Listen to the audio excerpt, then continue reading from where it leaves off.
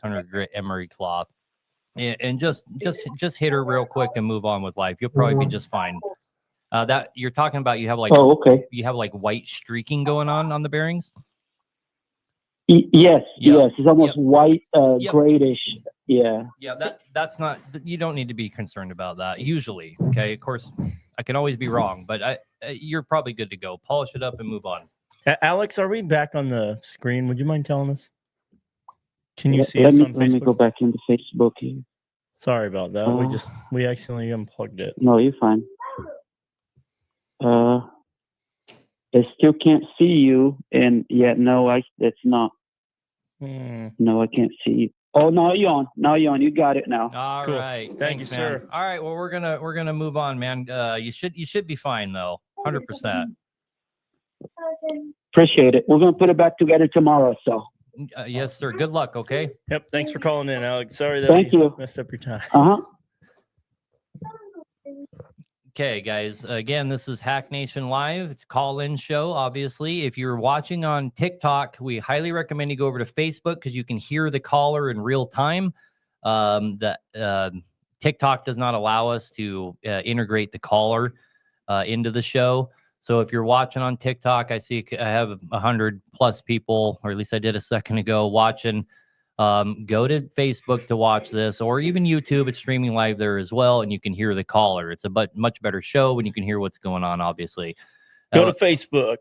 Yeah, Facebook's the best place to interact. Not that I'm a huge fan of Meta, but they're much more friendly to this format for us. So we have Luke Peterson calling. He's got an X15 as well. Let's see what he's got going on here. Hi, you're on the show, Hack Nation Live. How can we help you?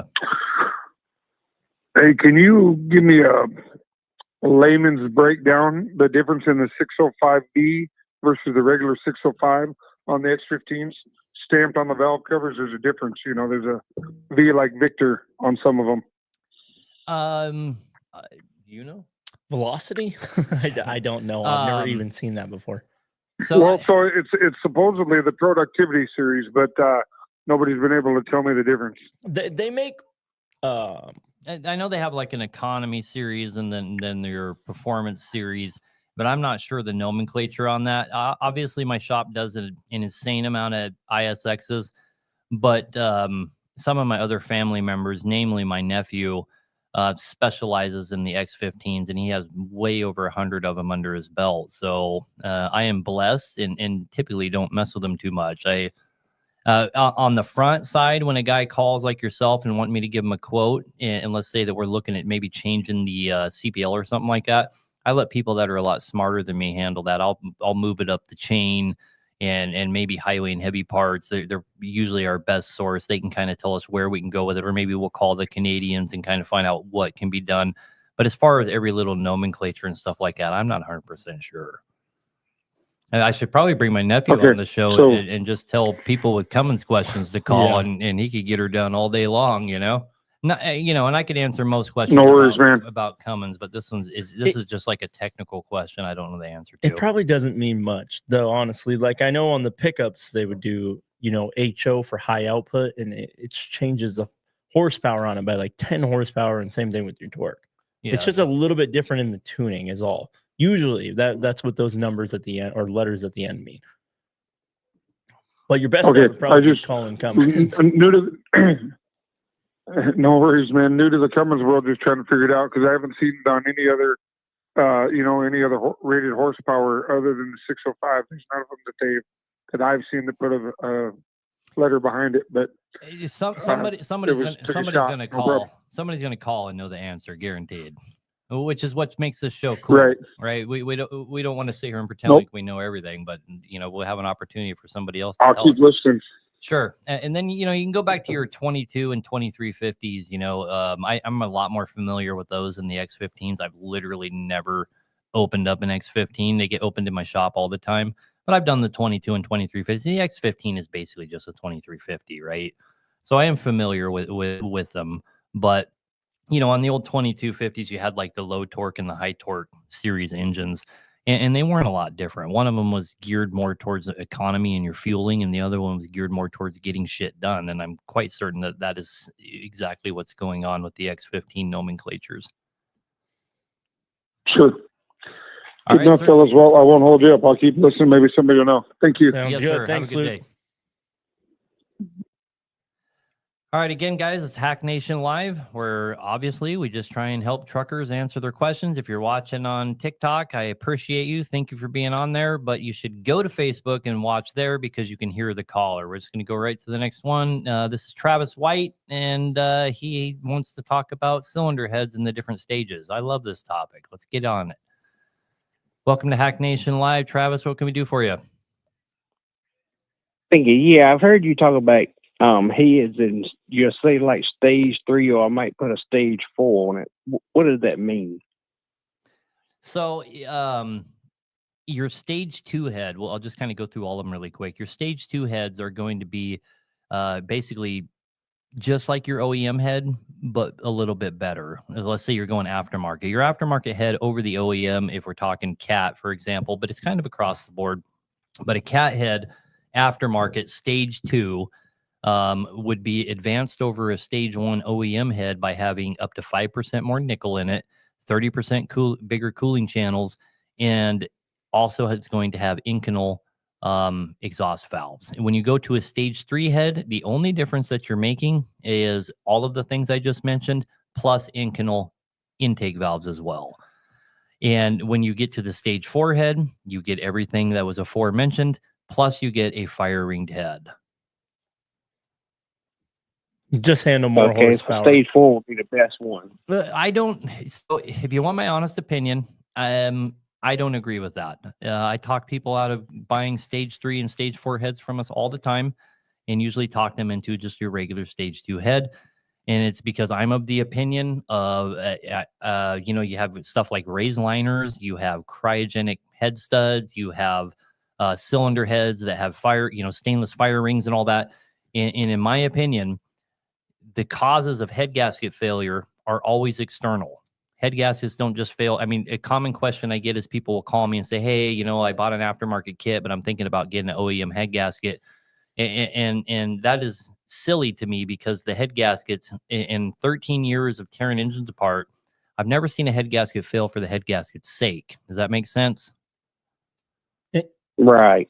And it depends on application, though, Travis. I mean, for the guys pushing 1,000 horsepower, they need a stage 4, but they know they're going to blow that thing out. But that's my point. Okay. My son is making a point, but he's actually saying exactly what I'm arguing against. But he hit the nail on the head. It's going to fail, right? So the same thing that makes a stage 2 head fail, a stage 3 and a stage 4 head will fail for the same reason because it's an external force causing it, right? So you're really wasting your money. Whatever makes that stage 4 head eventually fail isn't going to last any longer than the stage 2 head was going to.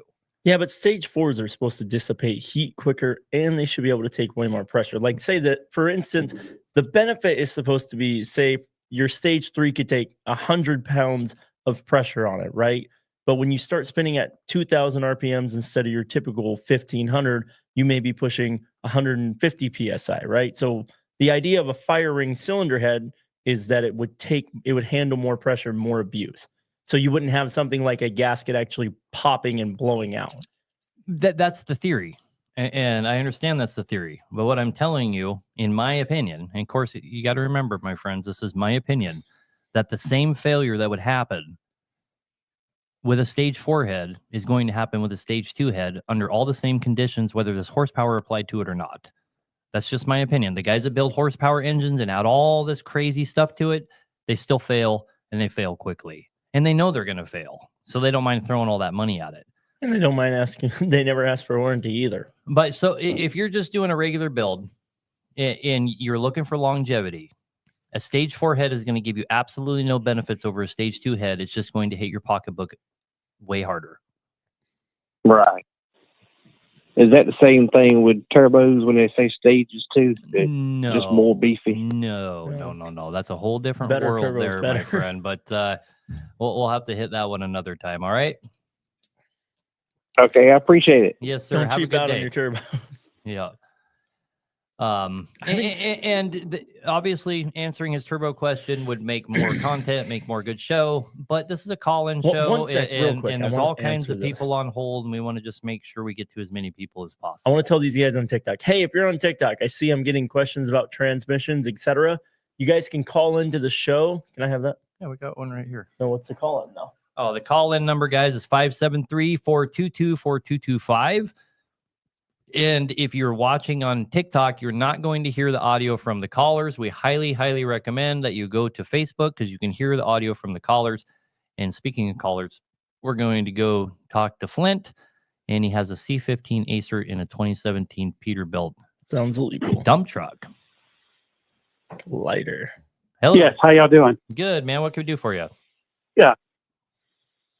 Yes, I just got in the truck in 2019, and Congratulations. well, I'm sorry.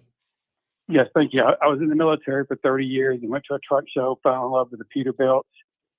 But I got married, so I didn't want to go over the road. So I found a dump truck Peterbilt, Nice. the glider, and I didn't want emissions. And it has a C15 MXS Acert. Which one cost more? And my question to you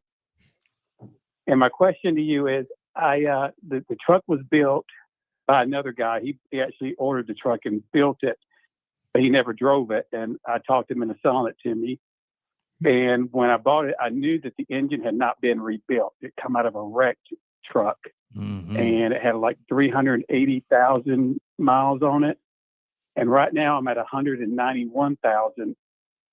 Because it's been in my truck. So it has over 500,000 miles on it. And I have blow-by. And I took it to a shop, and they said the blow-by was acceptable.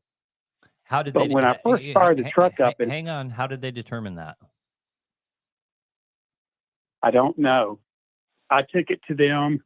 Well, I had a number 4 injector go bad, and it caused a lot of vibration, and it caused two of my studs on my manifold to break.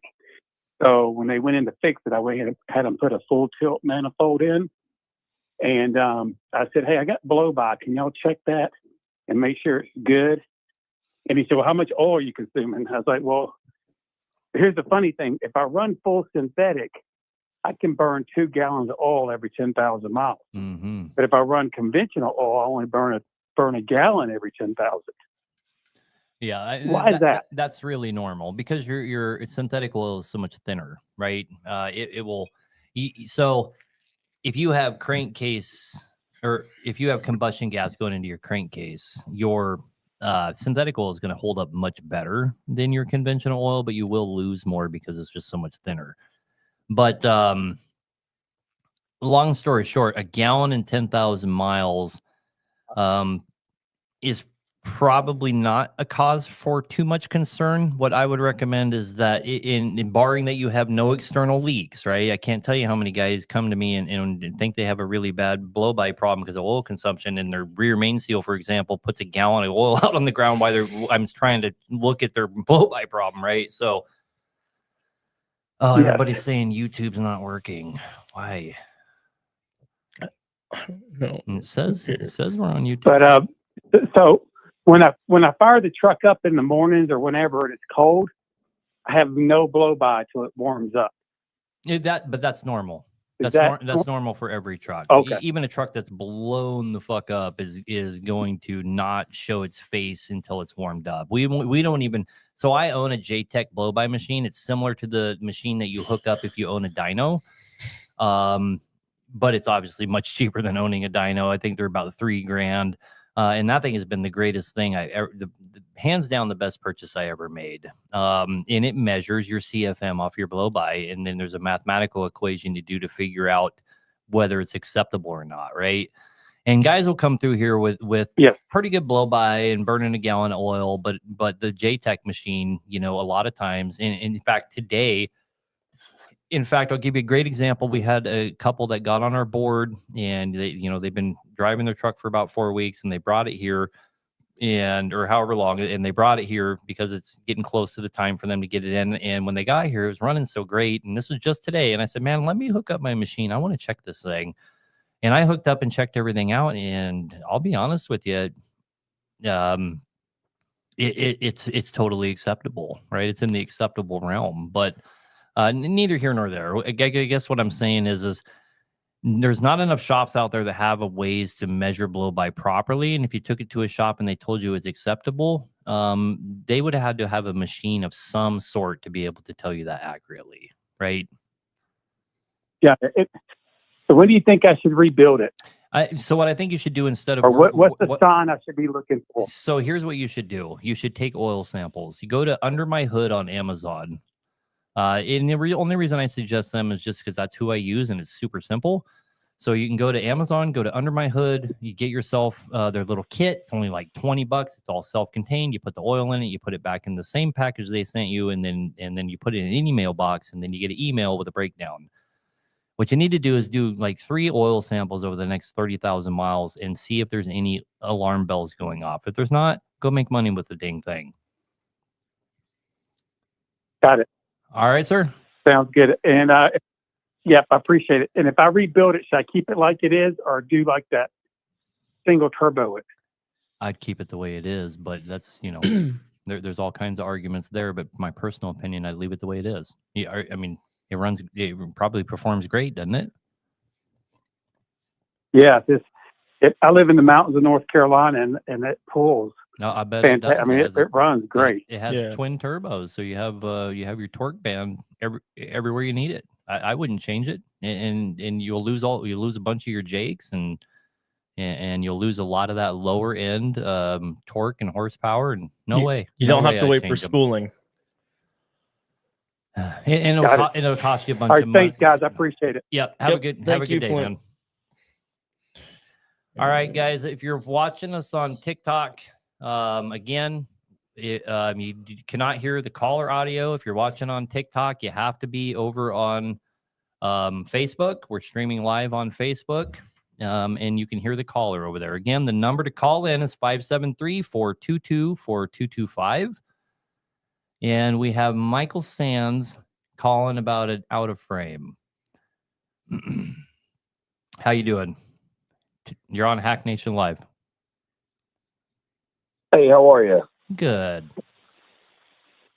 I was curious. I've got a 2018 T680 with a Cummins X15 motor in it, and it's at a little over 23,000 hours on it. It was a previous fleet truck with Werner, so you can do the math there. And anyway, and then I've just noticed, and she's about 770,000 miles as well. I'm wondering, with the hours alone, you think I should probably do a rebuild or what? I mean, it's kind of hard to. I have an ISX in here right now that we were looking at the computer at today, and one of the crazy things I noticed about it had 43,000 hours on it. And it looks like it has been rebuilt one time, at least once. But anyhow, neither here nor there. It has extremely high mileage. Mileage isn't really the best way to determine whether you should do a rebuild or not, because let me give you an example. I've seen trucks that have come through this shop that with 1 million miles on them, that maybe have a bypass filter, and the guy just really was on top of his maintenance and this and that. And they'll look better and they'll get out of here with a cheaper bill than some guys that come in here with 300,000 miles on their truck and it's just trash. So a lot of it comes down to how is it taken care of, and things of that nature, right? So what you're looking for on is my engine getting worn out? Are you developing blow by? Are you consuming oil? Are you having to add coolant? And just all those kind of factors, and again, do an oil sample, right? But if you're not having any of these issues, if you're not having to put a lot of oil in it and whatnot, it's probably time to just keep making money with it. Okay. Because I'm not adding oil and I'm not having to add coolant either. I do have a front cover leak and what looks to be like a rear main as well. But in my mind, to get those leaks fixed, you're halfway there to a rebuild cost, you know what I mean? Or doing an out of frame. Not even close. Oh, okay. Because I was tracking on like probably 10 grand to do that stuff. Well, maybe if you took it somewhere where they charge you that much. What is that? I Front mean, and rear main seal? I said on the last show last Wednesday that we saw a bill come through here for an N14 where they charged him $2,000 just for the oil cooler, and the oil cooler is only $195, right? So maybe you're right. Maybe that is a $10,000 job. But your rear main seal is only expensive because you have to remove the transmission, right? So you have, I mean, how many hours you bill out for a transmission, Matt? 10 to 12 for a rear main. 10 to 12, that's it. Yeah. So 10 to 12 hours, even if you're, and we did calculator it. 10 to 12 by 170. Let's just do $2,000 per labor. Your parts $150. Worst case scenario OEM, so $2,150. Yeah, and if you go aftermarket, it's only a $50 seal.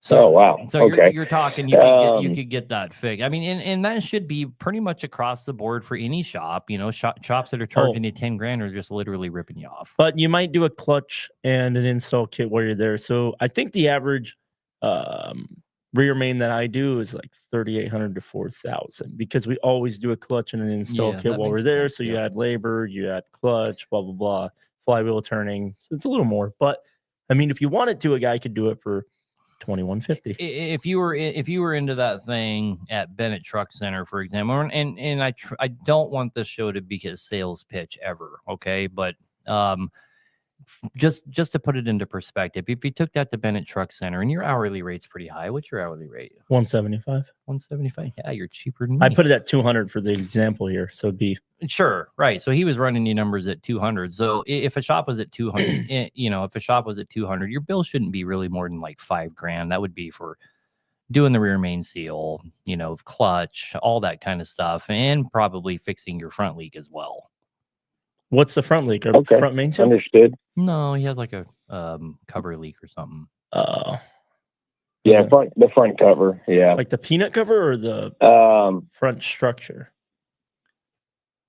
Front structure because it's a Cummins X15. As far as I know, they don't have peanut covers, right? Well, I didn't peanut covers or not the same kind. Well, it's not shaped like a peanut. Yeah, X15 or the ISXs are notorious for having front and rear structure leaks. So I mean, you might fix it and it leaks again 6 months later. The rear main seal should probably be fixed. But here's the other thing is, and this is for everybody listening, if you are developing leaks in weird spots, you need to start looking really closely at your blow-by in your crankcase pressure and make sure that that's not causing all these leaks, right? Interesting. Okay. All right. I got one more thing, and it's a like yellowish, gunky oil looking stuff, which from what I understand is basically coolant oil mixture, but it's in the oil fill tube at the top, like in the cap and whatnot. Oh, he's talking about condensation. Yellow, the white goopy stuff. Oh, really? You need to keep turning yourself on. Okay. I can hear you. People complain they can't hear me because I don't talk in the mic. And then talk in the mic, sir. So your oil fill tube has condensation in it? I'm guessing. I mean, I thought it looked like what coolant oil looks like when it's mixed up, but it's all up in the top of the cap and the oil fill tube and all that. And I was like, dang, is that a liner or, something bad going on kind of thing? Well, when you change your oil, do you change your oil yourself or you have it changed somewhere else? I change it myself, and there hasn't been any residue of coolant or mixture in the oil pan or anything like that. And I just did an oil pan gasket as well. Yeah, I see that in humid places a lot, actually, where you'll get a little bit of condensation, like you'll have a little ring or something happened at one point or another. Most of the time that is a sign that there's a problem. So you just need to be, you need to be watching really close. Do you have any of that condensation on your dipstick? No. Do you have to add any coolant ever? Nope, not right now. I mean, she's been staying really good. I had it checked to a pressure test recently when I got the oil pan gasket done and whatnot. Mm-hmm. Had it do a pressure check just in case in the coolant system. No issues there. Then don't worry about it. And I'm not burning oil either. I mean, yeah, then don't worry about it. It's just some condensation. Okay. Blows up tomorrow. In any way, shape, or form, does it make sense to swap a 10-speed auto for an 18-speed manual? It's all preference. What are you doing? Hey, what do you mean by make sense? All Does it right. make sense for what you're doing, or does it make sense financially? Because Does probably it make not. sense to the value of the truck? Definitely. Well, yeah. But it depends on Yeah, where I mean, you are that's if it true. makes value No, for the truck. Yeah, I mean, 100%. I mean, I run heavy a lot nowadays, and so this How truck isn't heavy? really It's a really suitable for it. it's a pretty damn expensive venture. It's kind of like the the idea of swapping the power plant, like going from a Cummins to a Cat or something like that. It's just astronomically expensive to make everything work, right? Yeah. You're going from an automatic, and now you have to figure out your clutch, and you got to figure out this and that. And there's guys who do them, not us, who do them. Like if we were gonna do it, it would take us probably a week. But there's guys down at the border, I guess, who like do them in the.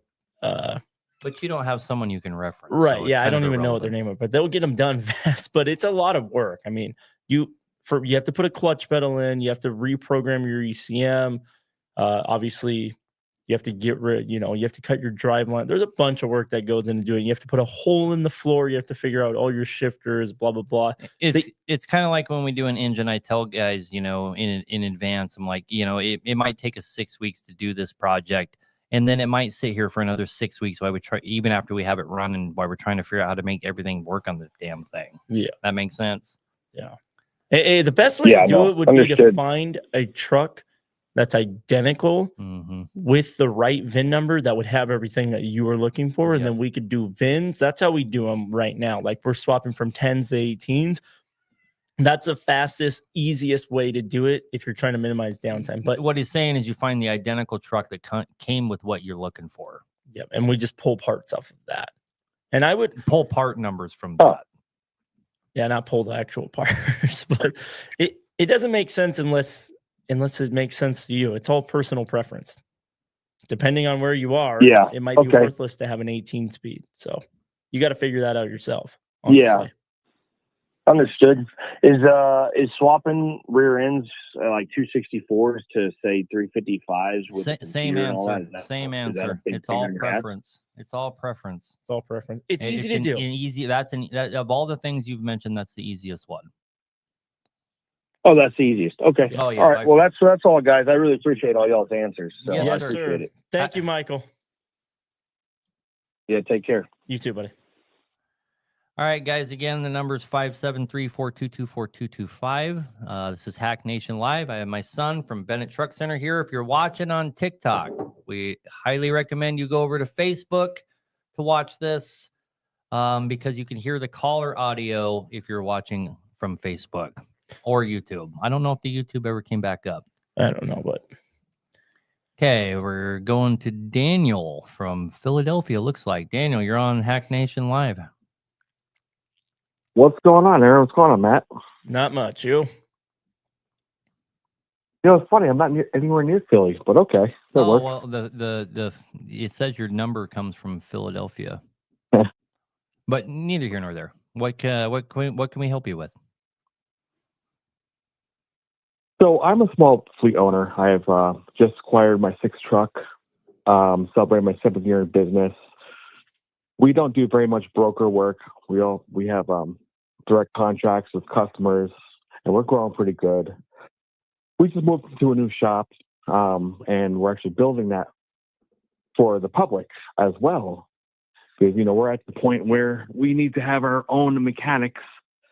Going to other shops, dealers, it's astronomical in the cost. And I look at these shops, especially around me in Northeast Pennsylvania, and they're terrible. And then I look at these shops around the country, and they don't know anything. They're terrible. I have a 07 W900. I have 3 Volvos. My drivers drive that. And our spare truck is a 99 FLD with a D-deck Ford Detroit. Do you? That actually got. Do you also drive? What? Do you also drive? I do also drive. I'm trying to slow down the driving to be home more with the kids and this and that, which is why I'm building the auto service truck shop So can I ask you a question? If you stopped driving today, Sure. would your business struggle?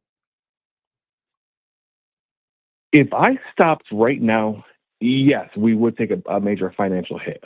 But could you But do the it? goals are to. You have no. I clue what could. you're going with. It would be difficult.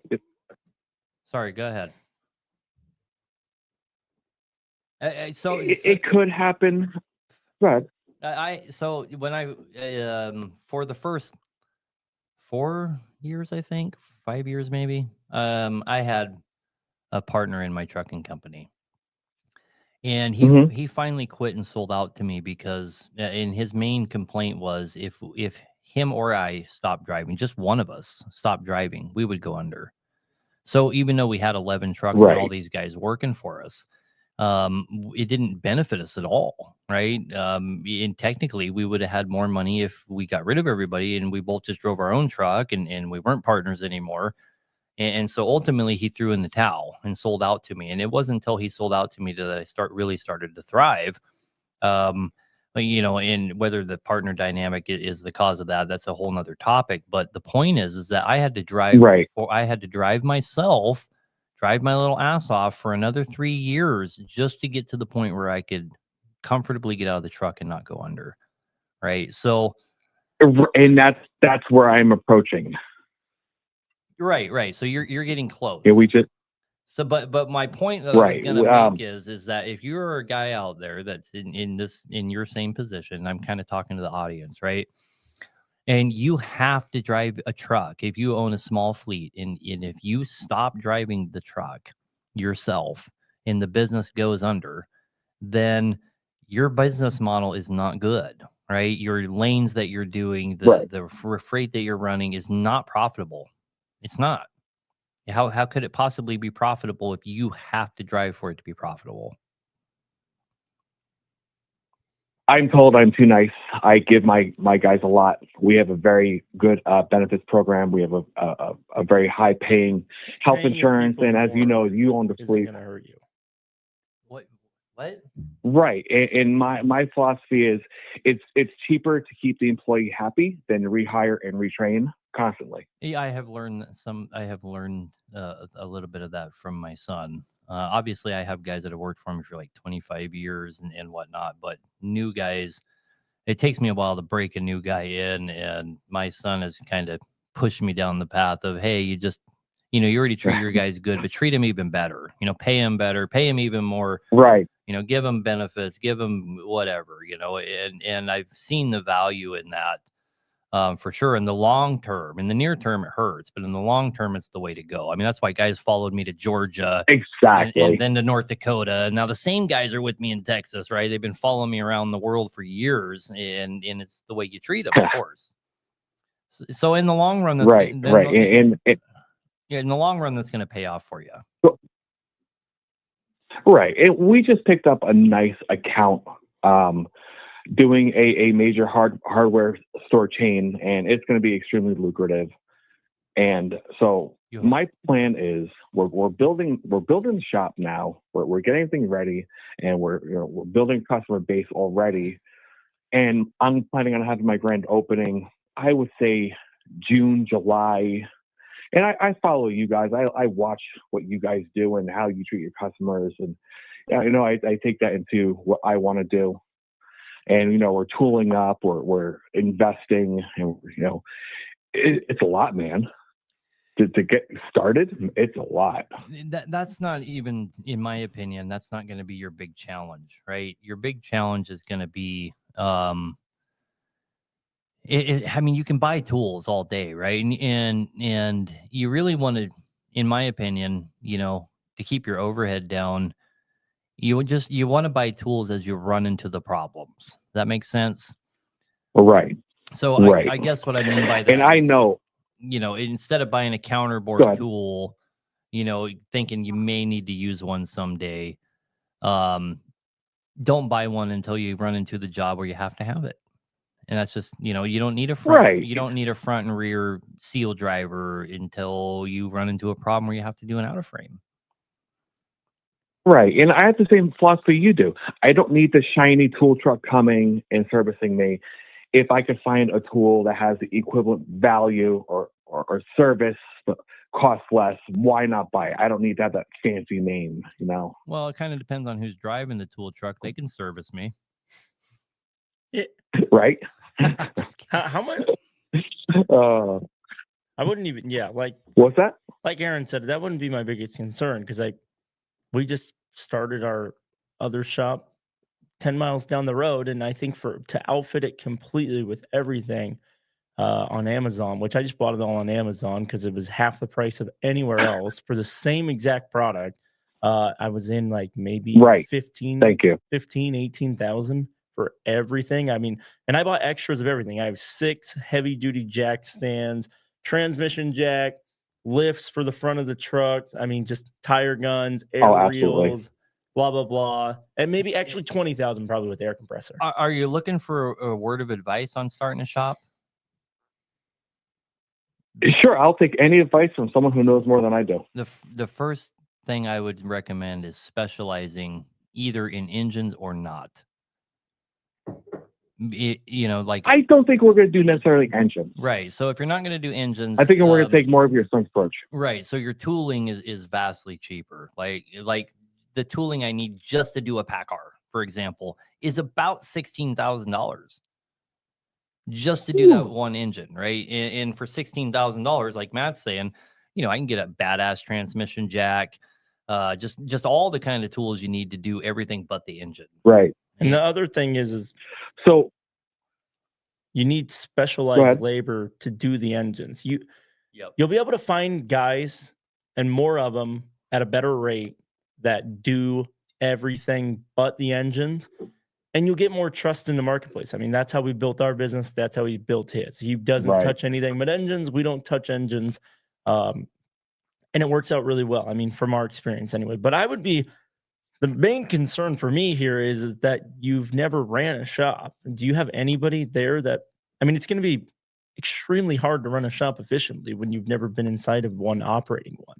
You got to either find somebody that has, or you're going to struggle your ass off trying to figure out how to do it. And yeah, year 2 in trucking doesn't give you enough experience to do troubleshooting. That's the problem you run into. Right. The troubleshooting part is, why am I having this problem? A guy could come in and he has a really bad vibration and you guys misdiagnose it as his transmission, and it still has the problem when he leaves, and it ends up being his rear differential is completely grenaded, and driving it, you can't tell that, right? So, but if you're staying away from engines, your liability is incredibly smaller, and you're probably on the right track. Yeah, and I would probably the key to success is people have to know you exist. Absolutely. I have worked on everything from cars, buses, school buses, heavy duty, and stuff like that. And what we do plan on specializing, we do plan on working on everything from automotive to heavy duty, in between, and we're going to get into machinery, backhoes, bobcats, and stuff like that. There you go. I wouldn't recommend that at all. Machinery is a whole different animal. No, I wouldn't recommend the auto side of any of that. Like, small yeah, cars, right, like small cars. Yeah, I would pick one. Yeah, people can't.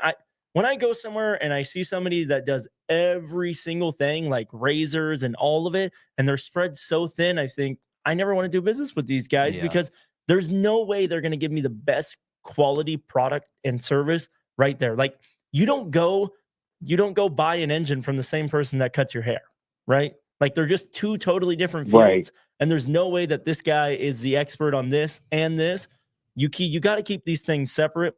And if you want to charge a premium price and give a premium product and give a premium guarantee, which you're going to have to do in the beginning, and you should do always, like a 1-year, no questions asked guarantee on all of our work. Cool. That's going to get people in the door, and you can do that because you have guys who specialize in these things. Like, if I was just doing transmissions and diffs in my shop, which I am working towards doing, I am going to eventually have a 1-year guarantee on our labor, right? Because I can guarantee that because my guys know what they're doing. Like, we don't make mistakes on the engines and transmissions. And the more we do of them, we learn, and we get a more rigorous process of checking and checking and checking and just verifying that everything is going to be 100% for the customer, and people are willing to pay more for that peace of mind, and it helps you sleep better at night. I mean, and there's another angle as well, is you have to remember that every job that comes through the door, without exception, costs you money. It costs you money in overhead. Absolutely. It costs you money in every project. You're going to be buying stuff to complete the project just so you can get it back to the customer and recoup your money. And like when Matthew just recently moved out of the shop that we're in January, and so I grew exponentially the day he left. We were able to add 3 more out of frames and 4 more out of frames and 3 more in frames. And our overhead went up because we took over the entire shop, and I got cash strapped really quick. And it was mainly not because the overhead went up. It was because the amount of projects almost doubled that I was putting money into just to get rid of. Right. Your overhead goes way up because don't spread yourself so thin. I mean, here's the thing. There's a lot of guys who do 12 engines a year, and they make just as much money as a guy who does 300 of them.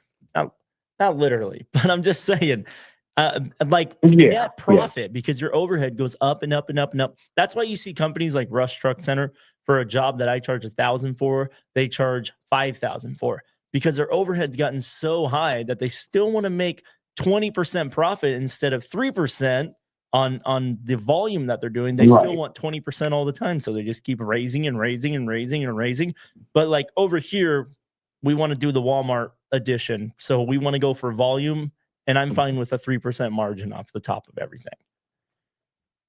It's like gasoline. You haul oil, it's like you make more money in gasoline hauling volume, not off of profit. Yep. Working with pennies. Anyway, man, we gotta move on. A lot of people waiting. Thank you, Daniel. Be safe and good luck on the shop, buddy. It's gonna be hard. Thank you, guys. Congratulations on getting out of there and getting your own thing. Yes, sir. Thank you. He probably already knows it's going to be hard. He owns 5 trucks. Yeah, I just a little bit worried because he's wanting to spend more time at home with his family, and that's what he's going to do right now. Is not going to be the way to get there. Yeah, but he probably it might be in the future. It might be in the future. No, but if you think about it, I spend a lot more time with my family now than I did when I was driving all the time. And but that's because we're at your shop all the time. Right, but that's the point. That's what he's. If his kids are at the shop all the time, sure. Oh, maybe they will be. Again, guys, this is Hack Nation Live. What time is it, Matt? Real quick. I don't know. I don't have a time. I was going to ask you what the time is. Does anybody know what time it is? 7:47. Okay, so we still have more than an hour, guys. So the number is 573-422-4225. If you're watching on TikTok, guys, go to Facebook to watch it. You can hear the caller.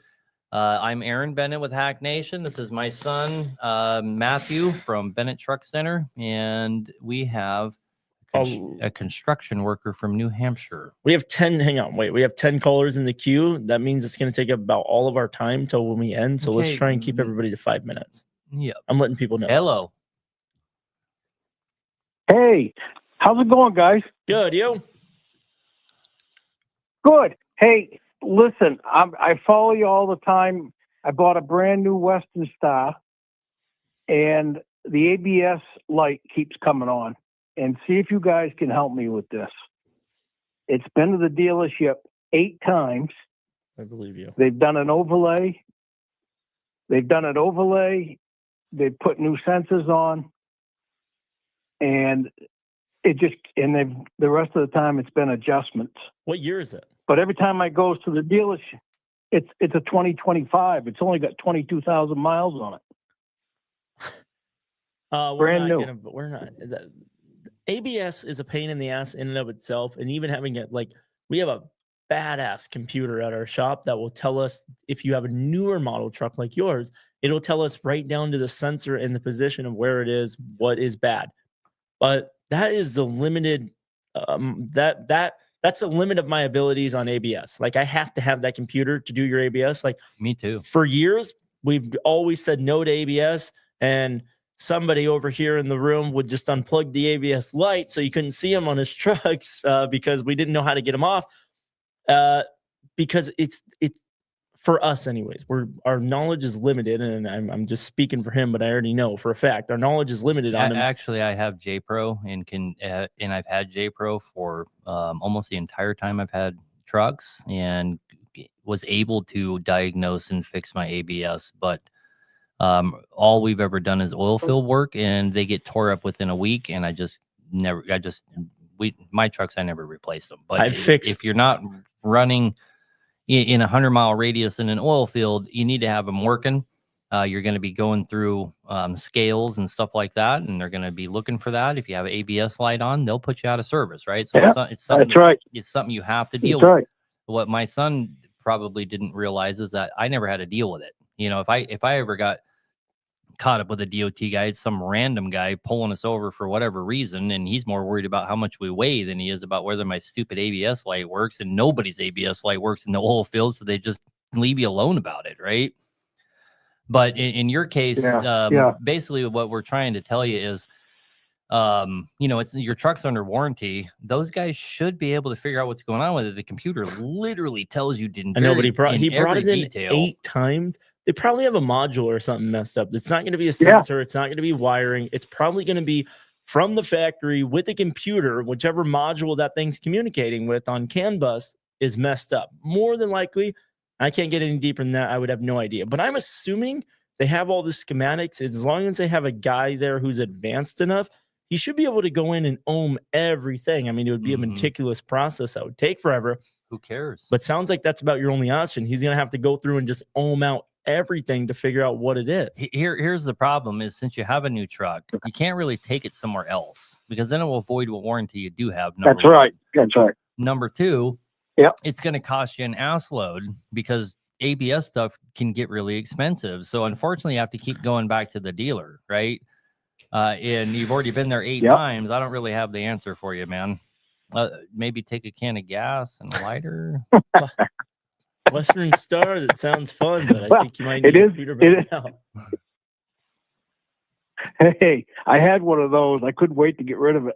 Yeah, we've all had one of them. Anyway, man, sorry we couldn't help you more. Yep. Have a great day, buddy. We all right, appreciate you calling in. We're sorry. Thanks. Hey, love your videos. I'm going to keep watching you. Thanks, guys. Yes, sir. Thank you. I feel bad for him having to watch our faces. All right, guys. Again, if you're watching on TikTok, go to Facebook. You can actually hear the caller. You'll be able to hear the whole show completely. Let's go ahead and Ryan, what can we do for you on Hack Nation Live? Hey guys, let me get you on speaker real quick. Oh, you're too late. We're hanging up. Hey guys, how you doing? Good, you? Hey, good. Hey, both you guys have seen my truck already. Aaron, you saw mine about 2 months ago.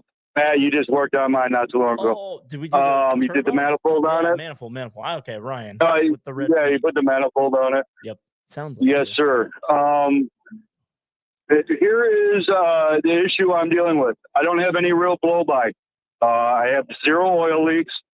I'm driving down the road at speed. I've talked to Matt about how I drive. I think he understands, my foot's usually in it and I'm usually going.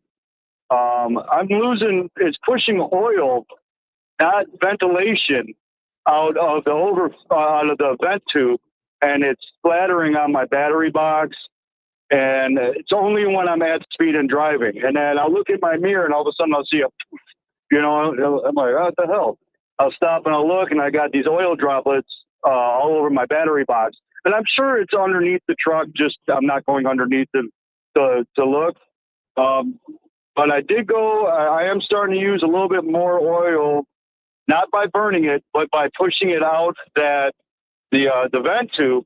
Now my question is, when I bought this reman motor, is there a possibility there's something inside that valve cover that is supposed to prevent oil push from coming out instead of just ventilation? So is your where is your vent tube come out at? Is it coming out of the valve covers, or is it coming out of the side of the bolt? Yeah, right. It's a 3406. Yeah, it's a 3406E. The vent comes out of the middle valve cover on the top. Okay. And it shoots down the side of the motor. You know what I'm saying? Yep. So that vent should have a wire filter in it. And if it doesn't have that wire filter, it will just push oil out. Well, all right, so that's what I got going on now. Well, maybe not. Has it been happening since day one? Because if it hasn't been, then it's not going to be that. Because the filter, you know, if it wasn't there from the beginning, it should have been doing this from the beginning. It's the only thing, Ryan. Has it been? Well, I think it was. Yeah, I believe it has, but not as much. Maybe just because now I just flipped 50,000 on it. I mean, total complete since I got the motor put in. Right. That's like a week. And maybe I just didn't notice it right off the bat, and maybe I thought it was, you know, breaking in and using oil, and I wasn't paying that much attention. Well, and in the past couple 2 months, I've been really paying attention. Did you just get this thing overhauled? Is that what's going on? No, he got a crate engine, 50,000 miles. No, it's a great engine. It's a Cat 3406E reman. Yeah, that bullshit warranty. Excuse my friend. Yeah. Well, here, Ryan, why don't you do this? Grab a, I don't know if you can. I know you're a busy guy. Maybe get a 1/2 inch on a socket and a ratchet. Take off the middle valve cover, pull it off, and send me a photo, and I will look at it here later, and I'll see if it has what you need. Or maybe you could even swing. Yeah, I'll do it. Maybe you could swing by, and you could swing by over at my place as well, and I could take a look at it and see what's causing that. I could also hook up our machine really quick. I usually don't even charge anybody to hook up our machine, and we can just see if it's being caused, you know, especially if you showed up and the truck was warm. You know, we could idle her up to 1,000, 1,200, and we can see if you have excessive pressure. And if you have excessive pressure, then we probably need to go talk to Cat. If you don't, then we need to figure out what's going on with the valve cover. And it's not unusual. It's not unheard of to have an issue like you're talking about that is directly related to your blow-by filtration system. I don't remember. All right. Well, I take the oil fill plug off. Say that? Oh, I just said I don't remember your truck being weird when you're there. Go ahead. And you take the oil plug off, and I take the oil plug off, and I take the dipstick tube out, and I rev it up, and I let it run at 1,400 RPM. I almost got zero push out blow by. I mean, when I was breaking the motor in for the first 20, whatever thousand, I had a lot of blow by, and then the blow by started dissipating. I'm sure it's because it was cutting the rings in, and that healed up, and then it went from that to all of a sudden now it's spitting oil out the blow by. Yeah, it seems to run okay. Have you ever seen any oil post manifold on your truck? Like, have you noticed any black streaks coming down your stacks or anything like that? A negative. Okay. Negative. This is the leanest burning motor I've ever had from Cat. I don't know what tune they put in it, but it is the weakest non-fuel burning motor ever. Again, because you're already a customer of ours, just bring it by my shop and let me take a look at it. We'll just it take you probably 10 minutes to look at it with you, and I'll probably know right away if it's something you need to go talk to Cat about or not. I understood. And then real quick on the second, I had a second question, and I know you guys got a ton of callers. I don't want to take too much of your time. I have an issue with turbo spool and torque. I got 308s in the rears, 13s by a 550 tune on it. But this it's got 400 horse, and then climbing up any hill, I got to go through 3 gears, and I got to keep this thing between 15 and 1600 RPM to keep the turbo at 33, 34. And if I let it fall underneath 15 and I miss a gear, that's it. It's over, and I'm at 47 miles an hour. Swift is climbing by me. Now, is this normal for this motor? No. Or is there just something not right? I need to take a look at it. I'll be honest with you. I don't know what Cat sold you. They could have sold you a variable torque engine or something stupid like that. I don't know. I'd have to look at it, man. But again, if you want to stop by, we'll just look at the horsepower rating and see what's going on.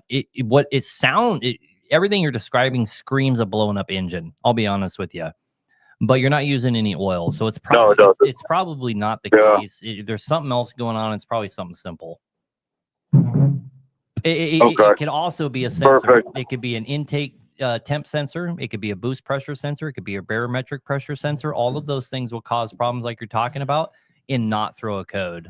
Okay. All right, brother. Yeah, absolutely. All Thank right. you for your time, guys. I will, I'll hit you guys up directly tomorrow afternoon at some point, see if we can work something out. There you go, brother. Later. Sounds good. Later. Bye. Bye, Matt. Bye. Later, Ryan. I dropped him. Oops. He's going to be pissed. All right. We're going to try and burn through a bunch of calls really quick. So we'll skip all the formalities. If you're watching on TikTok, go over to Facebook to watch this and you can hear the caller. You cannot hear the caller on TikTok. So if you're watching on my TikTok, we highly recommend it. I'm Hack Nation on Facebook. Bennett Truck Center is also streaming live on Facebook. You can go catch us there. It's a way better format, guys. Joy McCoy. I like that name. You're on Hack Nation Live. Hello. Or not. Joy. We'll just return Joy to the queue and we'll come check on her again after we take another call here. Her. You know it's a girl.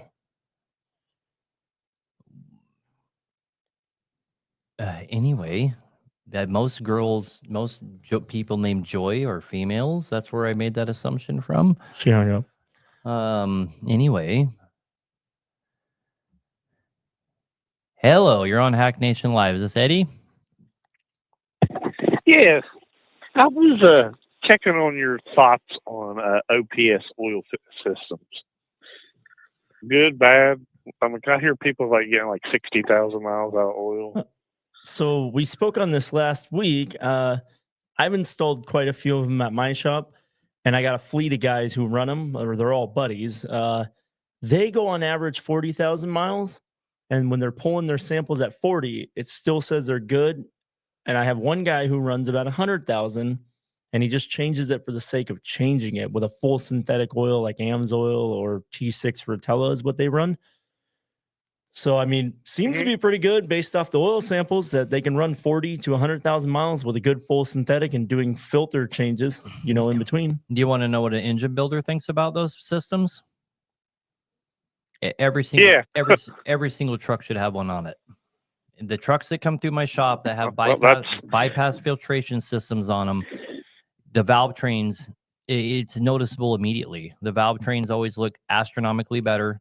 All of the components in the engine are in way better shape. The guys that have bypass filter systems spend a hell of a lot less money than guys that don't, especially if they're not the best about their maintenance. But normally the guys who have the OPS system are good about their maintenance. Well, sure. And I have a second question, a real quick question. Go ahead. On these newer engines, they have like a crankcase filter. How does a person check blow-by with a system like that? Just pull the fill cap off, basically? Is that the only way to check like blow-by? Oh, what are we talking on? What kind of engine? That's on a Volvo. Oh.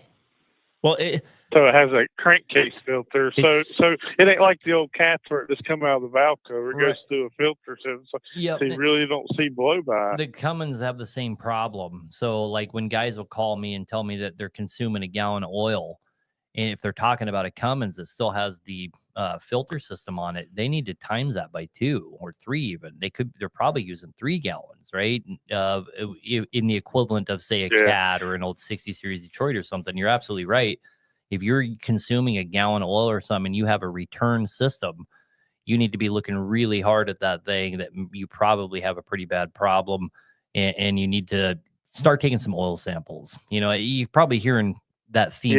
So like in 15,000 miles, mine's like a half a gallon, not even a full gallon load, in like 15,000. It's probably like not. A half gallon it's load. Probably not even something to lose any sleep over. And you should get a code on trucks that I've worked on anyway. You'll get a code if that crankcase filter is full and clogged up and causing restrictions in flow. Yep. And so in theory, your air should be going just fine if you have blow-by. So I think you're all right. I appreciate y'all's call. All right, yes, man. sir. Have a Thank good you, night. buddy. Thank you.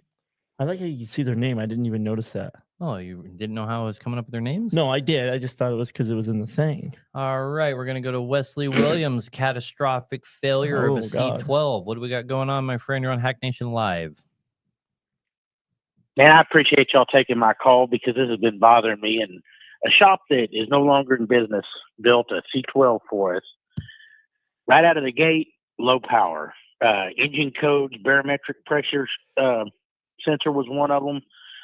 And fast forward about 80,000 miles, it saws a liner in two and spits number 3 piston out the bottom of the engine. Wow. Mm-hmm. And so, what? Any idea what would have caused that? Shitty builder.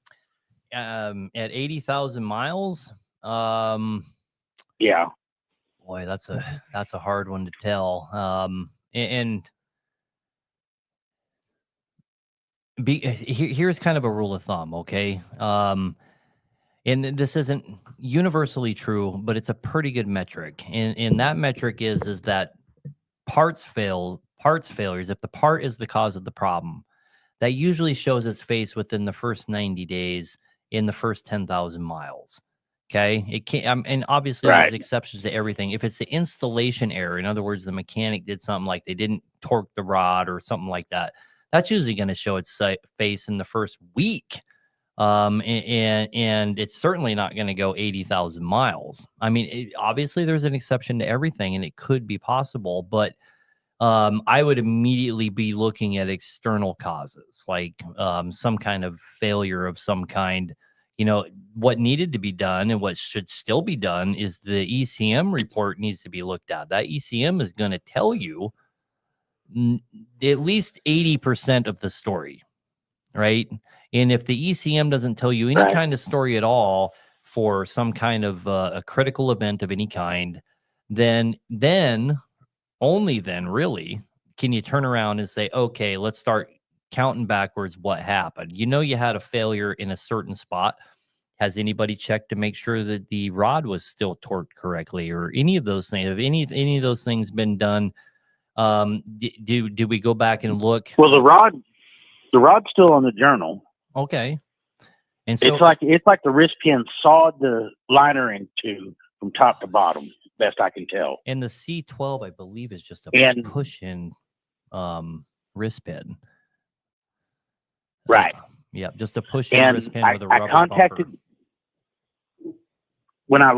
When the mechanic started ghosting me, he touted McBee a bunch, and I got in touch with McBee.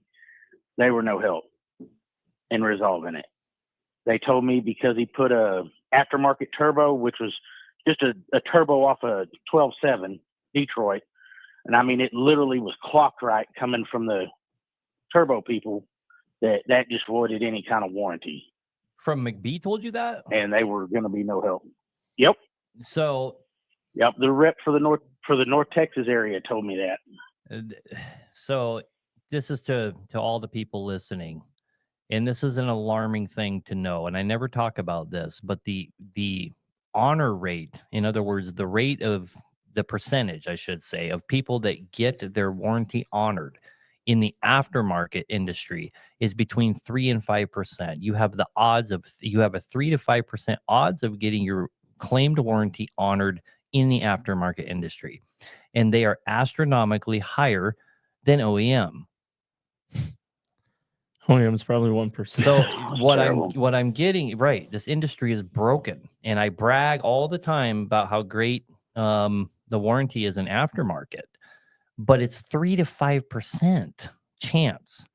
Now, if you're a shop owner like myself, like last year we did like 3 million in parts just with one company.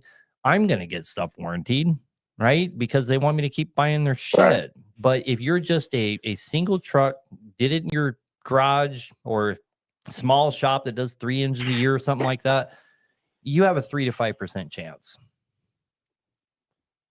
This guy was doing 2 to 3 engines a week, I'd say. Oh, okay. Least, well, then I'm sure he could. Then I'm sure he has all kinds of clout. Where do you go to business? But he, like I said, he's out of business. But he ghosted me when it was, obviously there was something wrong.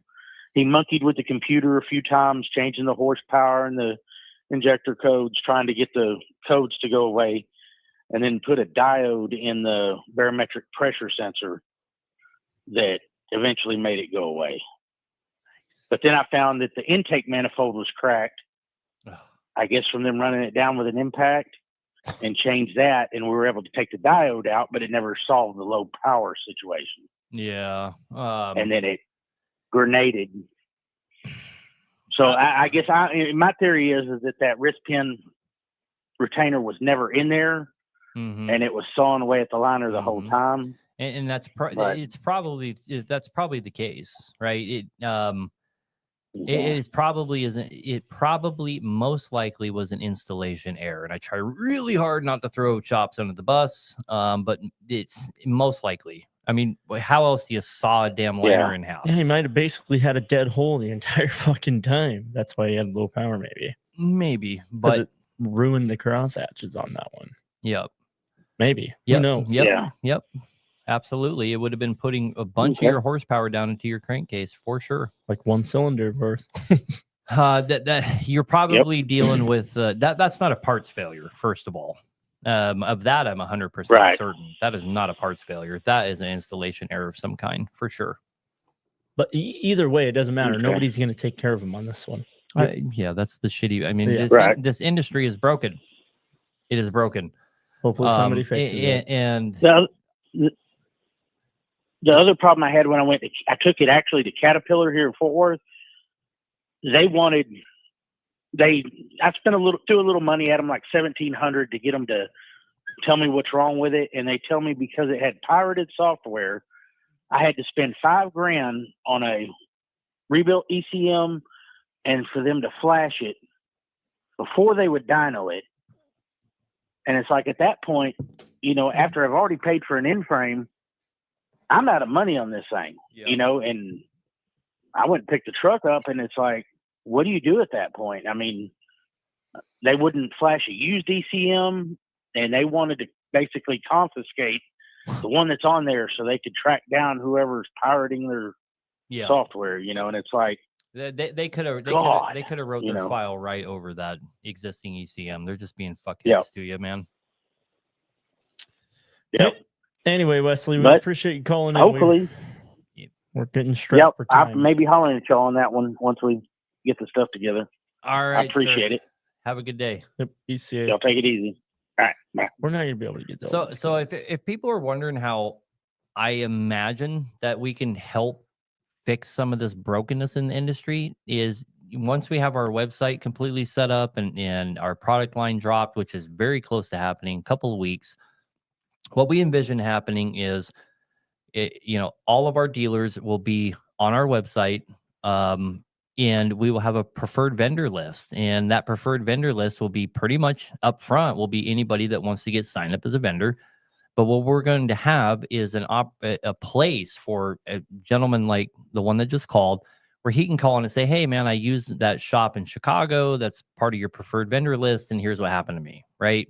And then we start to see repeat people calling about the shop in Chicago and all these terrible things that happen to them. We just drop them from our vendor list. Yeah, it'll be literally like the Google, but for truckers. But if you have a bad Google rating, you're dropped. Yeah, exactly. Exactly. If your Google rating or your Hack Nation rating, so to speak, and I'm not going to be the arbitrator of this, right? I'm not going to I'm going to accept anybody that wants to get signed up with us as a vendor, but it's going to take us a year or so to weed out our vendor list to the point where we can confidently send, you call me from Florida and you say, hey, I watch you on TikTok, whatever, and I want to bring you my engine. I'm like, hey, man, right down the road from you, we have a shop right down the road from you. That's one of our preferred vendors, and we just send you there and save you all kinds of time, money, headache, and all that. I think it'll help a lot too, because there's so many guys who can't, this is their only way of eating. So they can't wait 3 months for you to help them out. And they also can't make it here,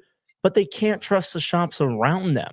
Yeah, like, so it's bullshit that your yard has 60 fucking trucks in it, that people are waiting 3 months to get their engines built. It's bullshit. It is fucking bullshit that I got 11 months behind in North Dakota and have one of the most badass crews in the United States. We did 220 engines last year, and we had to shut down for the month of February. And most people come to me because they know if they go anywhere else, they're going to get fucked. That's what I want to change.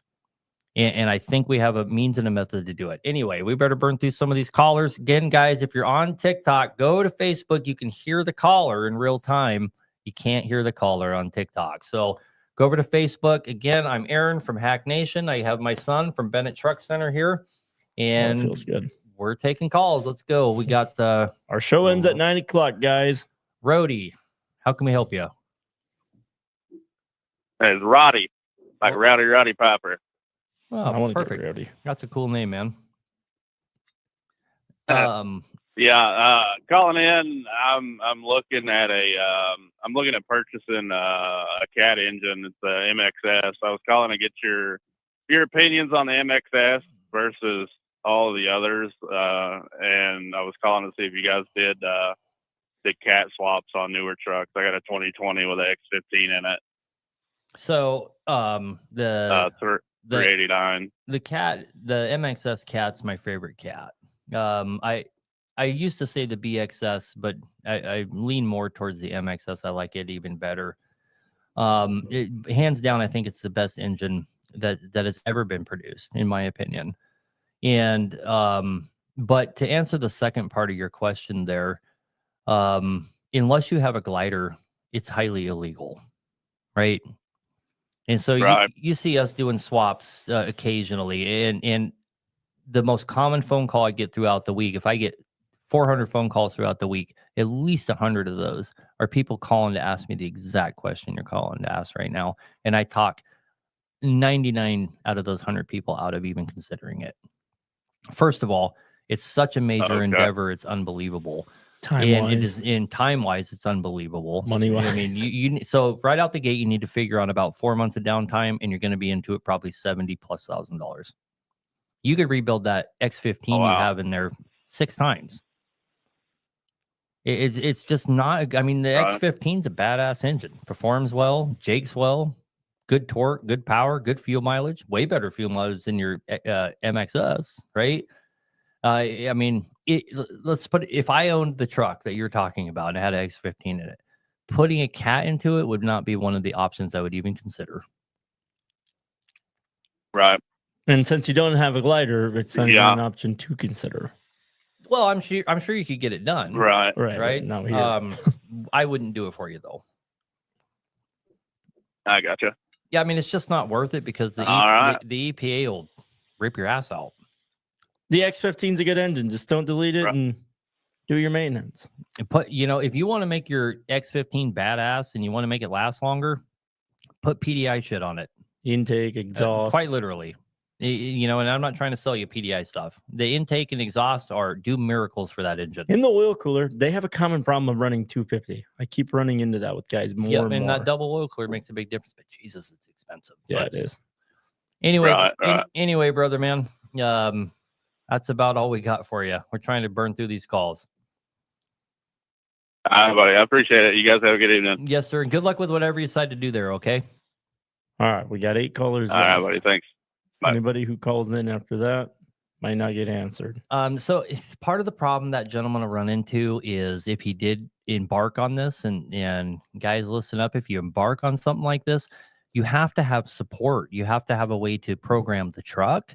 And it's not just having an ECM programmed. You have to program the truck to the ECM. That truck's going to have to get get ET programmed into it. So you have to have someone that knows what they're doing there.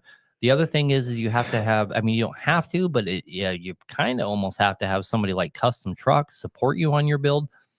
And Custom Truck would gladly support you on the build. They support me on builds all the time. But Custom Truck, even though I'm a close customer, Custom Truck, at least in my own mind, and I've done a lot of business with them, the first thing they ask me for is my glider number. I'm not so special that I don't have to give them a glider number, right? So that's a problem you're going to run into, guys. Anyway, Ivan, you're on Hack Nation. You're on Hack Nation Live. Hey, guys. Big fan. How you guys doing tonight? Good, yo. Good. Well, got a lot of questions. This truck tells me every week something's wrong with it, but man, I'm just going to sum it up to 2 questions. Got a lot of oil coming out of my air tanks. I'm thinking as an air compressor. Any other thing that you guys can think of besides that? No. I've only ever seen that be an air compressor. The air Because compressor. you're Okay, now go ahead. no, you're fine. Go ahead. Okay, yeah, just a lot of oil coming out of my air tanks each time I drain them, and I'm thinking that my air compressor is about to go bad. But anyway, probably that's is what I already think bad. it is. Usually it's the Second rings question. passing Your air oil. compressor is already bad. So your air compressor is a small engine. It has a cylinder head, pistons. It takes oil, takes coolant, just like the big engine that it's hooked up to. And if you're putting oil into your air dryer and all that, that compressor needs to be changed. Because they can cause catastrophic failure. Don't delay on it, because if it does fail, say it locks up, or you have a piston get so scored, right, that it locks up or blows the bit. I mean, it's going to put oil into it. I've even seen one time where over at his shop, there was a N14 that the air compressor and accessory drive locked up, and it fucking snapped the cam, everything, ruined the block. Yep. Ruined the complete engine. Yeah, that was an N14. Yeah. Yep. That's from an air compressor turned I into remember that tens one. of thousands of dollars. Yep. Air compressor destroyed that N14. Like unreal. It took a chunk the size of a fucking football out of the side of the engine. Unreal. Yep. Timmy's got a video of it on his page if you guys want to see it. Just got me more worried now. But anyways, okay, another question. I got a X15, and the last phone call kind of answered all my questions. I was going to throw a C12, repower that truck. But okay, now I'm just going to have to stick to the X15 because you guys just say it's better throwing all that PDI stuff on that X15. Why does Cummins do not cut those blocks? We have replaced that head like 3 times. They just do not want to resurface that block. They say it's just a head, it's just a head. But it keeps pushing coolant. It's it probably keeps some pushing coolant. liners. And Cummins says, yeah, I know. But, I don't know. They replace the liners, and Cummins says that the Petrusian is good, but they just will not resurface that block. And it's most likely I'm just gonna have to it's most likely because this block doesn't need to be resurfaced, right? There's a whole means and methods and process for figuring out if it's within spec, right? And so probably it is within spec. I don't know why you're having a repeat problem, but most likely they're not doing something right? I'm not trying to throw them under the bus, but it sounds like you can't just keep having the same problem over and over again unless they're not doing something right. But the odds that your block needs to be decked on an X15 is so incredibly small. If you had an N14, maybe. Yeah, sure. If you had an older engine or something like that, it's just so unlikely that that's the problem. Maybe, they given you a sheet, a printout of your liner protrusions? Do you have any clue what they did? Yeah. Oh, they did. What is that? This is good that Cummins does not call to get it resurfaced. Well, they didn't put numbers once on they it, put it all together. I don't know the numbers either. I'm sorry. I'm not that. But they did intellectual. They did provide them to you though? They did. They told me the numbers, but they said once they put it all together, it keeps pushing water. It keeps pushing water. There's a 450. You might have an EGR problem or something else like that. You probably have a different problem. They replaced the EGR.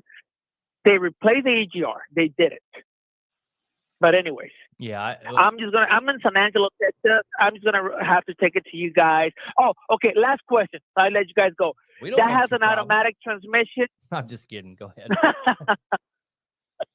Okay, has an automatic transmission. Is it a big deal? Just put in a 13 or 18 speed on that thing. You're probably $15,000 to have it done because you don't have a core. Oh, so you're gonna eat the core charge.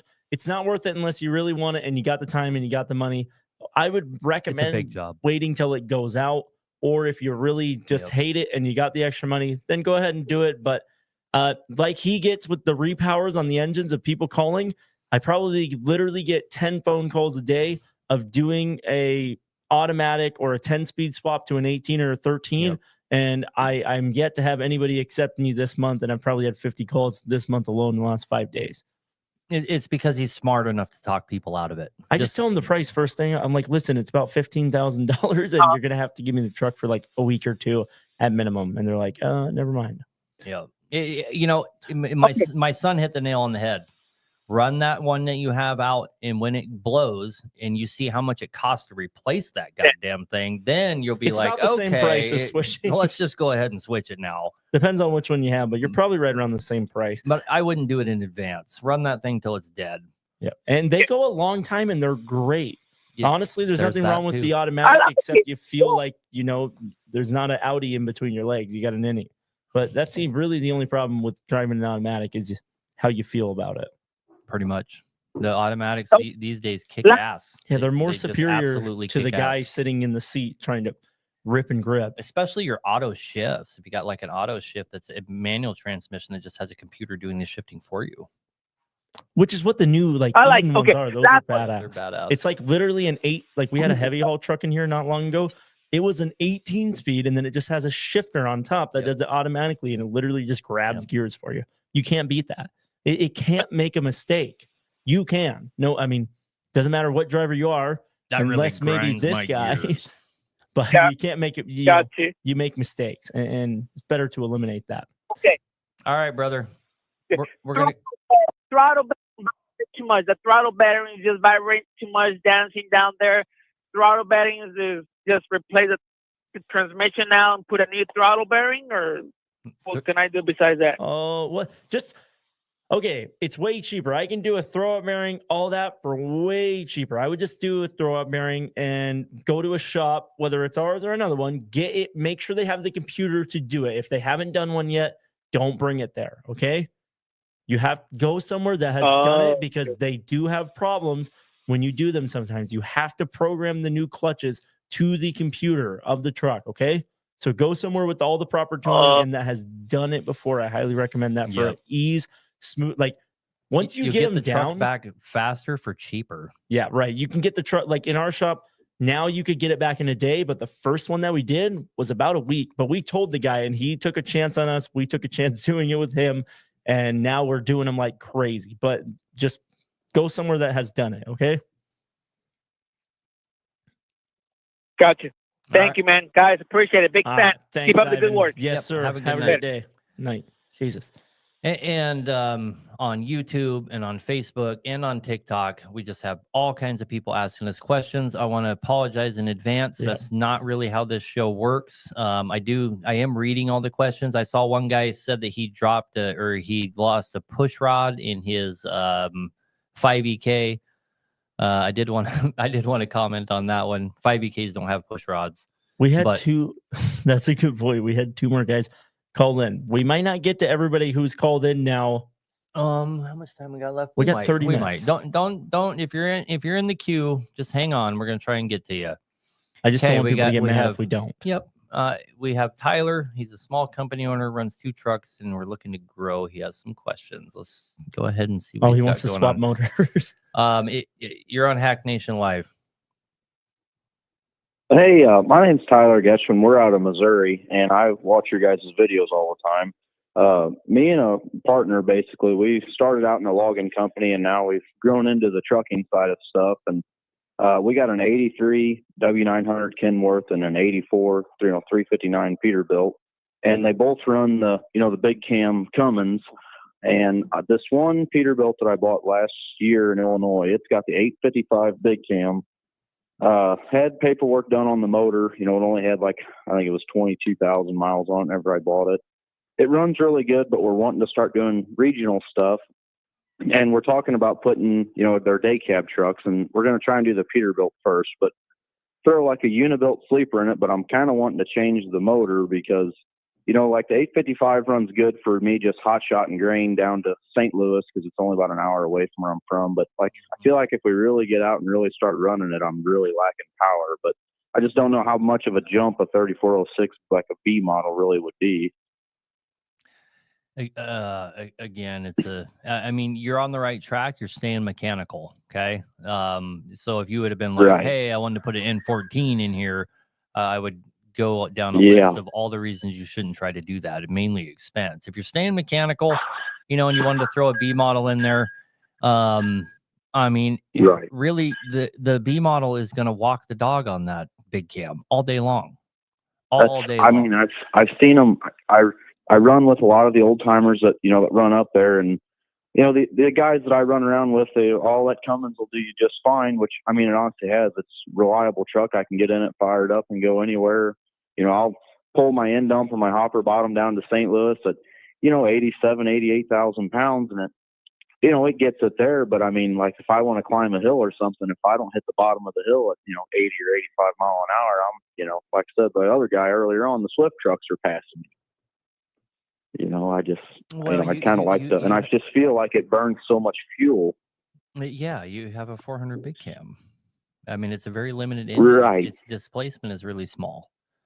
I mean, it's like guys with 12 sevens that want to be the king of the mountain. Like, okay, so go get a 14 liter. Right. You know? Right. Yeah. So, you know, no one can really answer that question for you because it's all preference. I mean, like, let's just take the Alaska Haul Road, for example. The culture up there basically is if you don't have close to a 600 horsepower engine, you have no business on the road, right? Yeah, that's the way some of this log hauling goes for us. But that road got built with big cam 400s, right? Yep.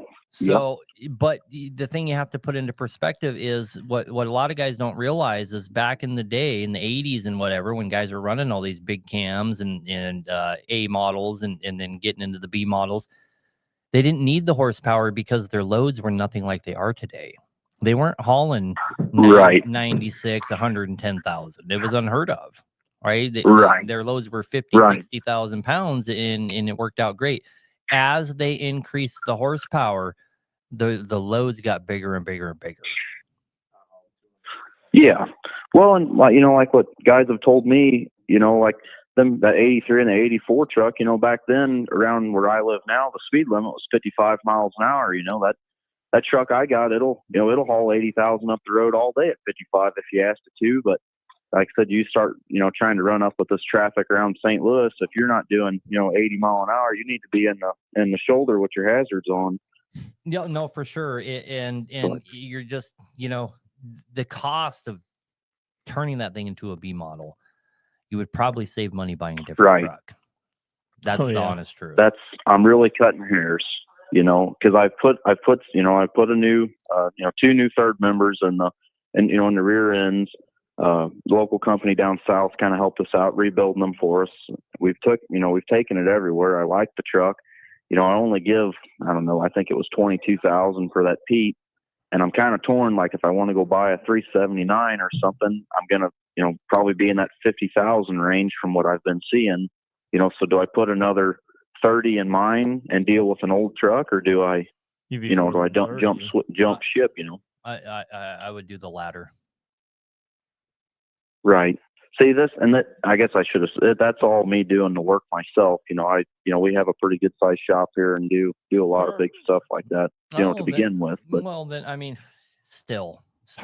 But the thing is, the truck itself is so damn old, right? Right. And you're never going to get the value back out of it. It ain't going to, you sink 30 grand into it. That truck ain't worth 60 grand. No. Right. So, no. And that's what I'm seeing. So no.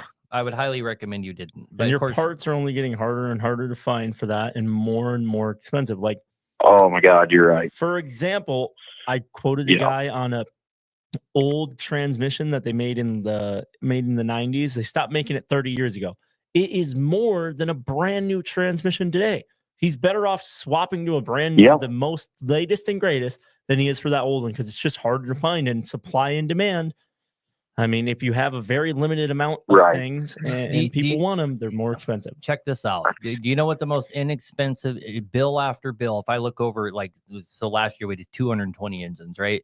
If I look over those 220 engines, consistently the most inexpensive builds to leave my shop are X15s. Consistently. Really? I see a lot of trucks that's got them and a lot of guys that run them, and they say they love them. You know what's even less expensive? The DD15s and the PACCARs, because they never come here. Yeah, you know, you're right. But there is a lot of truth to what he just said. Your DD15s and your PACCARs they go high mileage, but you're kind of right back there. To your big cam problem. I wouldn't. Yeah. I wouldn't want to own one. I'm just saying we're talking about maintenance. Yeah. Well, and that's the thing is, is I'm pretty young. You know, I just turned 21 last year, and I started into the trucking. Well, I started hauling grain to, you know, the city, you know, driving with my grandpa and stuff when I was 16. But, you know, I kind of at that point, I don't have a whole lot of the money just sitting there to, you know, really be out just risking to see what happens. So that's why I figured, now I seen you guys had a live deal going. I was like, well, I ought to call them because they would know, or at least give me an idea. Put this into perspective. If you buy another truck, you have added another asset. If you put another engine in that truck you currently have, you have no more assets than you had before. You just burned money, pretty much. Yep. You're right there. Anyways, Towers, we appreciate you calling in. Yep. We got to get to the next guy. We're sorry we're cutting you short. Thank you, buddy. Yep. Thank you. All right, sir. Yes, Thank you. Bye. All right, guys, if you're waiting on hold, we're going to try and get to you. We're not going to take any more callers. So we only got about 30 minutes left. So 3 minutes per caller. Let's go. We got Keaton out of North Dakota. Never been You're there on before. Hack Nation Live. How can we help you? Hi, just got a quick question for you. Say I got an old N14 Cummins and we just overhauled it. I was just wondering what your perspective is on the break-in for an oil change on it. We tell everyone to change the oil within 1,000 miles when they leave. Or are you asking what type of oil? Well, that too. Pretty much both. So if you're just doing one engine, we highly recommend you go get some John Deere break-in oil. That stuff is the best. It's very expensive, but you know, in retrospect, it's really not that expensive, right? Go get 10 gallons of John Deere break-in oil and run it for 1,000 miles and dump it and go just do your normal thing. Just don't put synthetic in it for at least 10,000 miles. Right on. And so I'm assuming that's what you guys use when you guys overhaul a motor too, is that John Deere stuff? Nope, I do too many of them for that. You were using it for a while. Okay. We just take and if I have a truck that we've broke in that has blow by that just won't quit on a fresh engine, we will go back and re-break them in, even if it's like 5,000 miles later. That is something that we might do, is put John Deere oil in it and go break it in again. And we've actually cured blow by problems on new engines twice from doing that. So it's really good oil, but you know, we just have a means and methods for breaking in engines here. We have a super heavy sand trailer we hook to it. We have a couple rolling hills and we just go beat the piss out of them, right? And it really, you know, it doesn't really matter too much what kind of oil you got if you do that. You know, if you own a dyno or if you have a process that does all that, right? But if you're only doing one, you might as well, right? You might as well go down and get John Deere break-in oil. It's astronomically better. It's made for what you're doing, right? Mm-hmm. Yeah. Well, that was my only question for you. All right, sir. We appreciate the call. You have a good night. Thanks for hanging on for 48 minutes. Yep, you too. Jesus. Thanks, Keaton. Have a great night, buddy. Yep. Under 3 Part of the minutes. metric of the success of this show, in my opinion, is our callers. When guys call in, they'll hang on for an hour, and we lose. We've had 100% retention every show of callers, and we appreciate you guys for that. Except for Joy. She hung up. But we did. We took her call. She didn't hang up until we took her call. But anyway, you smart ass. Hello. Hello. Hey guys. Hey man. Hey, so I'm rebuilding the motor, 1LW.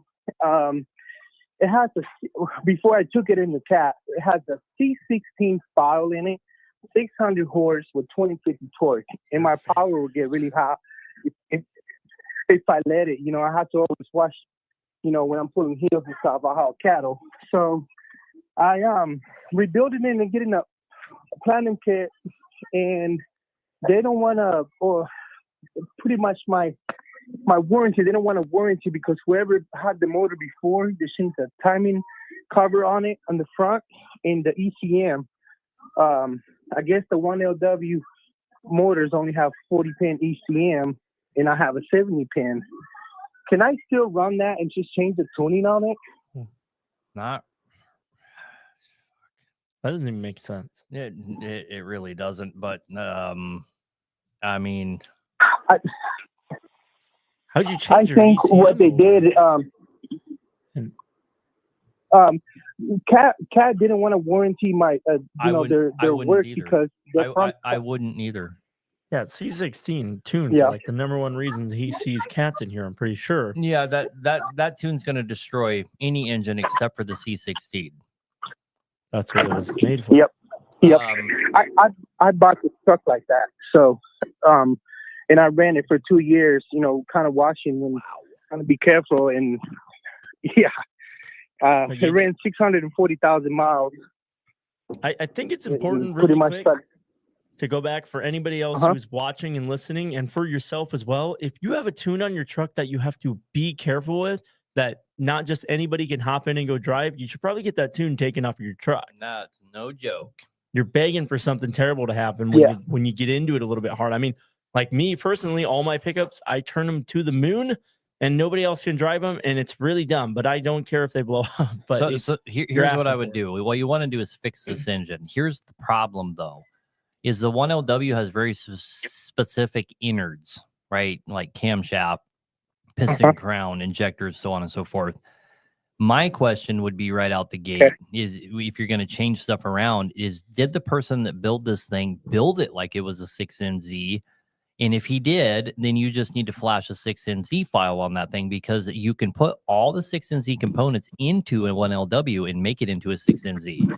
And in fact, if CAT doesn't have enough 6NZ blocks to go around, they'll use 2WS and 1LW blocks and stamp them 6NZ right on them as a recon block, right?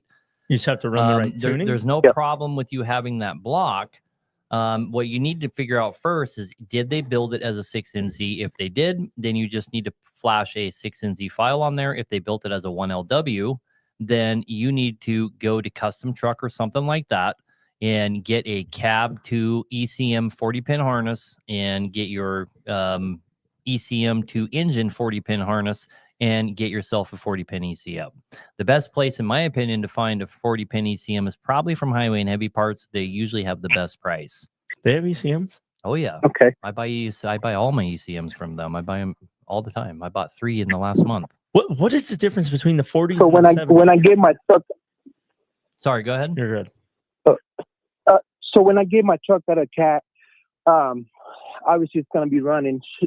There's no possible way that leave it with how it is and just changing the programming and leaving it with the same ECM, or I can't. It won't be able to be done. There's no file that will cross file there.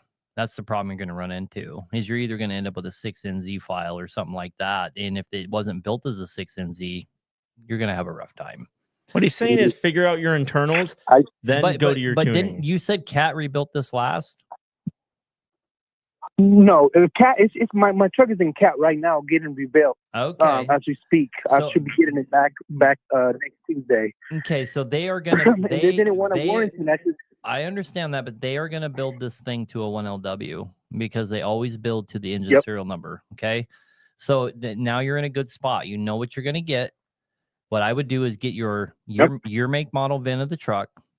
Call Highway or call not Highway. Yeah, call Highway and Heavy Parts. Tell them you're looking for a 40-pin 1LW ECM. Give them the 1LW engine serial number, and then I would call Custom Truck and tell them exactly what you're going on. Tell them you need a cab controller harness, and then obviously from the Caterpillar that you are at can provide you with the external harness, right? That goes to the engine. Okay, that makes sense. Thank you so much, guys. I don't want to. One last question, real quick. What year? What year's the truck? 2004. Oh, okay. So you may be able to go to Peterbilt and get what you're looking for, and instead of Custom Truck, maybe.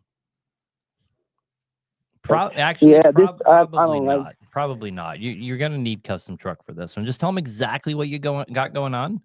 And it's just one harness, and they will solve it for you. They'll build the damn thing if they have to, right? Yeah.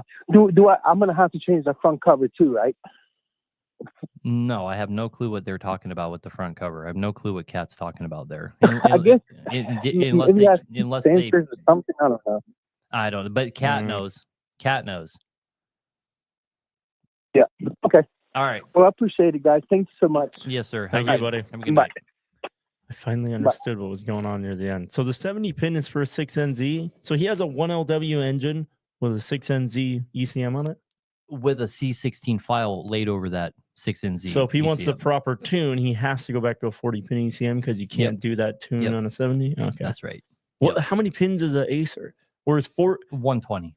Okay, I never understood the 70s and 40s. So that's what guys are talking about. Mm-hmm. Obviously, And 70s newer. And so if you have a truck that is like an 04 and you have an engine that is a 40 pin, he's going to probably run into an additional problem where he's going to find out he has to have an external controller that converts everything from 70 pin to 40 pin, and that's like a $3,000 item. So he can communicate with the truck. Yep. So it can communicate with the truck.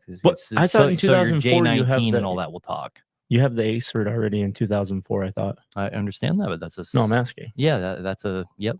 The BXS.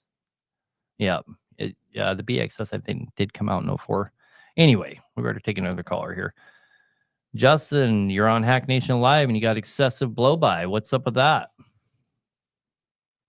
I had a BXS in the truck and I put a hole in the block. It's an 07. So we put a JRE block, put 16-1 pistons in it and had it single turboed.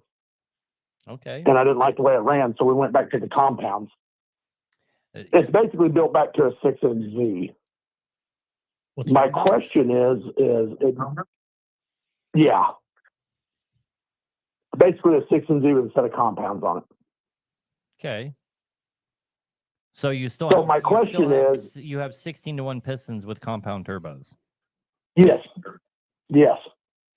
Yep. You've probably broken all your exactly. rings. You think? Yep. Bet you $100. And you can't operate, you can't build it to a 6-inch Z style engine and then put compounds back on it and build, 50, 60 pounds of boost. And you blow the rings right off of it. How are you guys doing it with the guy that PDI built kits? it, I mean, right. And the truck runs exceptionally well. It doesn't run hot. It doesn't use oil. Like that's not. I the mean, problem. it just. It's not like the compression ratios are too far off, and there's too much internal pressure. It wouldn't surprise me one bit if you pulled the head off and the head's cracked as well. Well, I don't have any problems. I mean, that wasn't my deal. My question was actually, I wanted to put one of those catch cans on it because I just didn't like the little bit of oil. Sure. It does have. It's not excessive. To me, it's excessive. I guess maybe to somebody else. It's How not, much but oil? How much to me, oil do you have to add in 10,000 miles? Like maybe a gallon, which is a typical Caterpillar. No, that's not true though. So don't get caught up in saying that, because guys will say that about Detroit's as if it's not putting oil in the ground, it's not running, and that's all nonsense, right? Right. Every cat I've ever had either ran a gallon low or, it would burn a gallon in 10,000 miles. Like every cat I've ever had. I mean, and I've been doing this 23 years. So I mean, well, let's put it into. That's just always been my take on it. Let's put it into perspective. If I had recently rebuilt that engine for you, and let's say we have 50, 60,000 miles on it, and you told me you were burning a gallon of oil, I would want you to bring it back so I can take a look at it, make sure you weren't having a problem. Yeah, so it's not just a every cat does that type deal. You know what I mean? Yeah, and I mean, if somebody got right, I get what you're saying. But I do want to say that we have went many times on the ACERT. So a lot of the ACERTs from Cat would come with a catchment for your blow-by oil to go return back to the oil pan, right? And we have installed that on ACERTs several times, including for a good friend of mine not too long ago, that on engines that we have rebuilt, if we have an ACERT that has developed blow-by, but it's like consuming oil rather. And let's say I hook my J-Tech machine up to it and you come back like a 3 or a 4 or something on your CFMs of your blow-by. Well, that's not a blown up engine, right? But you're going through a gallon of oil. Right. Especially the ACERTs. We will go. I mean, I know all the part numbers for all that down in my toolbox because we I have the whole kit already from Cat. That was my whole deal. Yep. I haven't put it on the motor yet. I haven't put it on the motor, but that was my question, like what your thoughts were about putting one of those on there. My deal is more of a cosmetic thing because my truck, I do show it. Sure. So I don't like the oil all over the front of the box. Right. And it drives me crazy. And we install them for exactly that reason. The danger of putting one of those on is kind of what we were talking about earlier in the show with the Cummins, is now all of a sudden you've eliminated your one way of monitoring your oil consumption. Right. Right. So that's the only problem with it. Okay. But we install them not all the time, but I bet we do at least 2 or 3 a year on Acerts that just won't fucking quit. They just won't quit. There's nothing wrong with them, but they keep using oil. And it's a known problem of the Acerts. That's why Cat invented that thing. And you'll see about every 10th one that comes through my shop already has one on it, and it was put on there by Cat. And that was because Cat was dealing with a blow-by problem, and they're like, okay, here's the fix, because there's nothing wrong with the engine, right? But you know, I have had one of those Cats that was an Acer. It came out with 3 pancake breathers on top of each valve cover and had 3 blow-by tubes coming down it. Yep. That had so much blow-by, but the truck ran amazing. Yeah, I've seen the same shit, man. And you're hitting the nail on the head. It doesn't mean that the truck has a problem. Yeah. So anyway, brother. Right. I guess I should have phrased my question better, not excessive blow-by, but what was your opinion on putting one of those catch cans? Because a lot of guys are like, oh, I wouldn't put that on there because you're going to have more pressure in the motor. It's going to make oil leaks. Yada. No.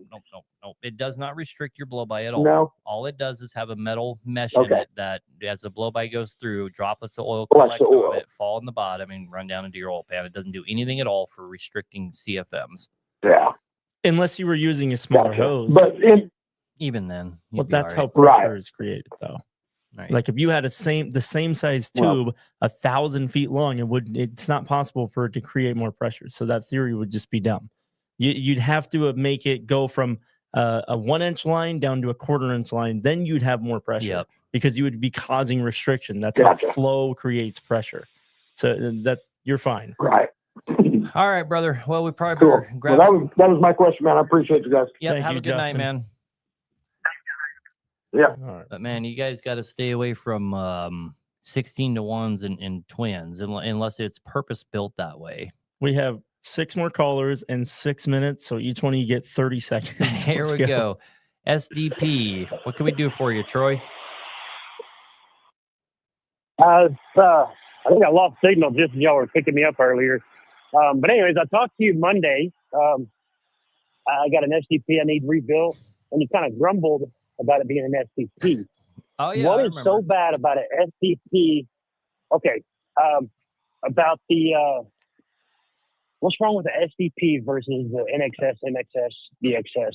Like, what is the difference aside from like the ARD head and all that? I think it'd be easier to say what's not wrong. It's all the crap that Cat did. I mean, Cat quit building engines because of that thing, right? That should tell you a lot of what you need to know.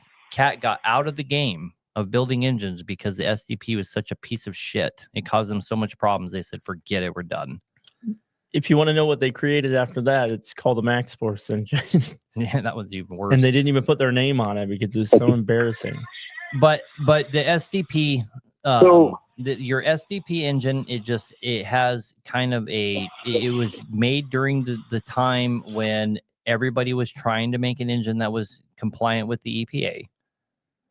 And right. Cat went a direction that nobody else went. And it's just a piece of shit. It's just a piece of shit. It's a problematic engine. But on the upside, that SDP is a very, very tough engine. It's built incredibly tough. The turbos are way tougher than your MXS. They're billet wheel, but so it's some of one and some of the other, right? I have no problem rebuilding an SDP and warrantying it, for example, because they're tough and they stay together. They're a pain in the ass for the guy building them, a giant pain in the ass for the guy building them because there's just so much more involved. And then on the flip side of that, they're just more problematic to own. You got all this other crap going on. Is yours deleted? It is. And that's like when that's deleted, that's what I'm asking is when it's deleted, what is the difference between that and the others? So just for example, your injectors are three times as expensive for Like that one. $1,000, I think. Even They're, with our they're much pricing. more expensive. Your wiring harnesses are astronomically more expensive. You have your own special Your valve thermostats cover. are different. Yep, your all of it's different. there's Okay. everything's pre-cooler's different on it, and different. everything's more money, basically. You have spark plugs in your exhaust. I wouldn't want one for that reason. And if you're thinking about converting that one to an MXS, it gets really expensive. It's actually much more, money and time consuming than people imagine it's going to be. There's one more thing, Troy. Gotcha. It's harder to find parts for that thing than probably any other engine because they only made it for half a year. Yep. So, like, we had a problem at the old shop that I used to work at with a hose, just a simple little hose, but it's a special fitted hose just for that engine. We needed it, and the truck couldn't run without it.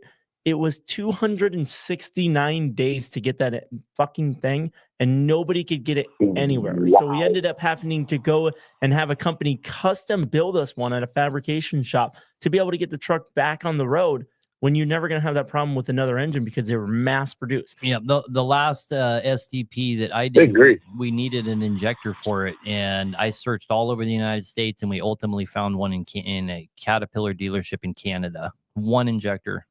Just about came down to him not being able to get out of my shop.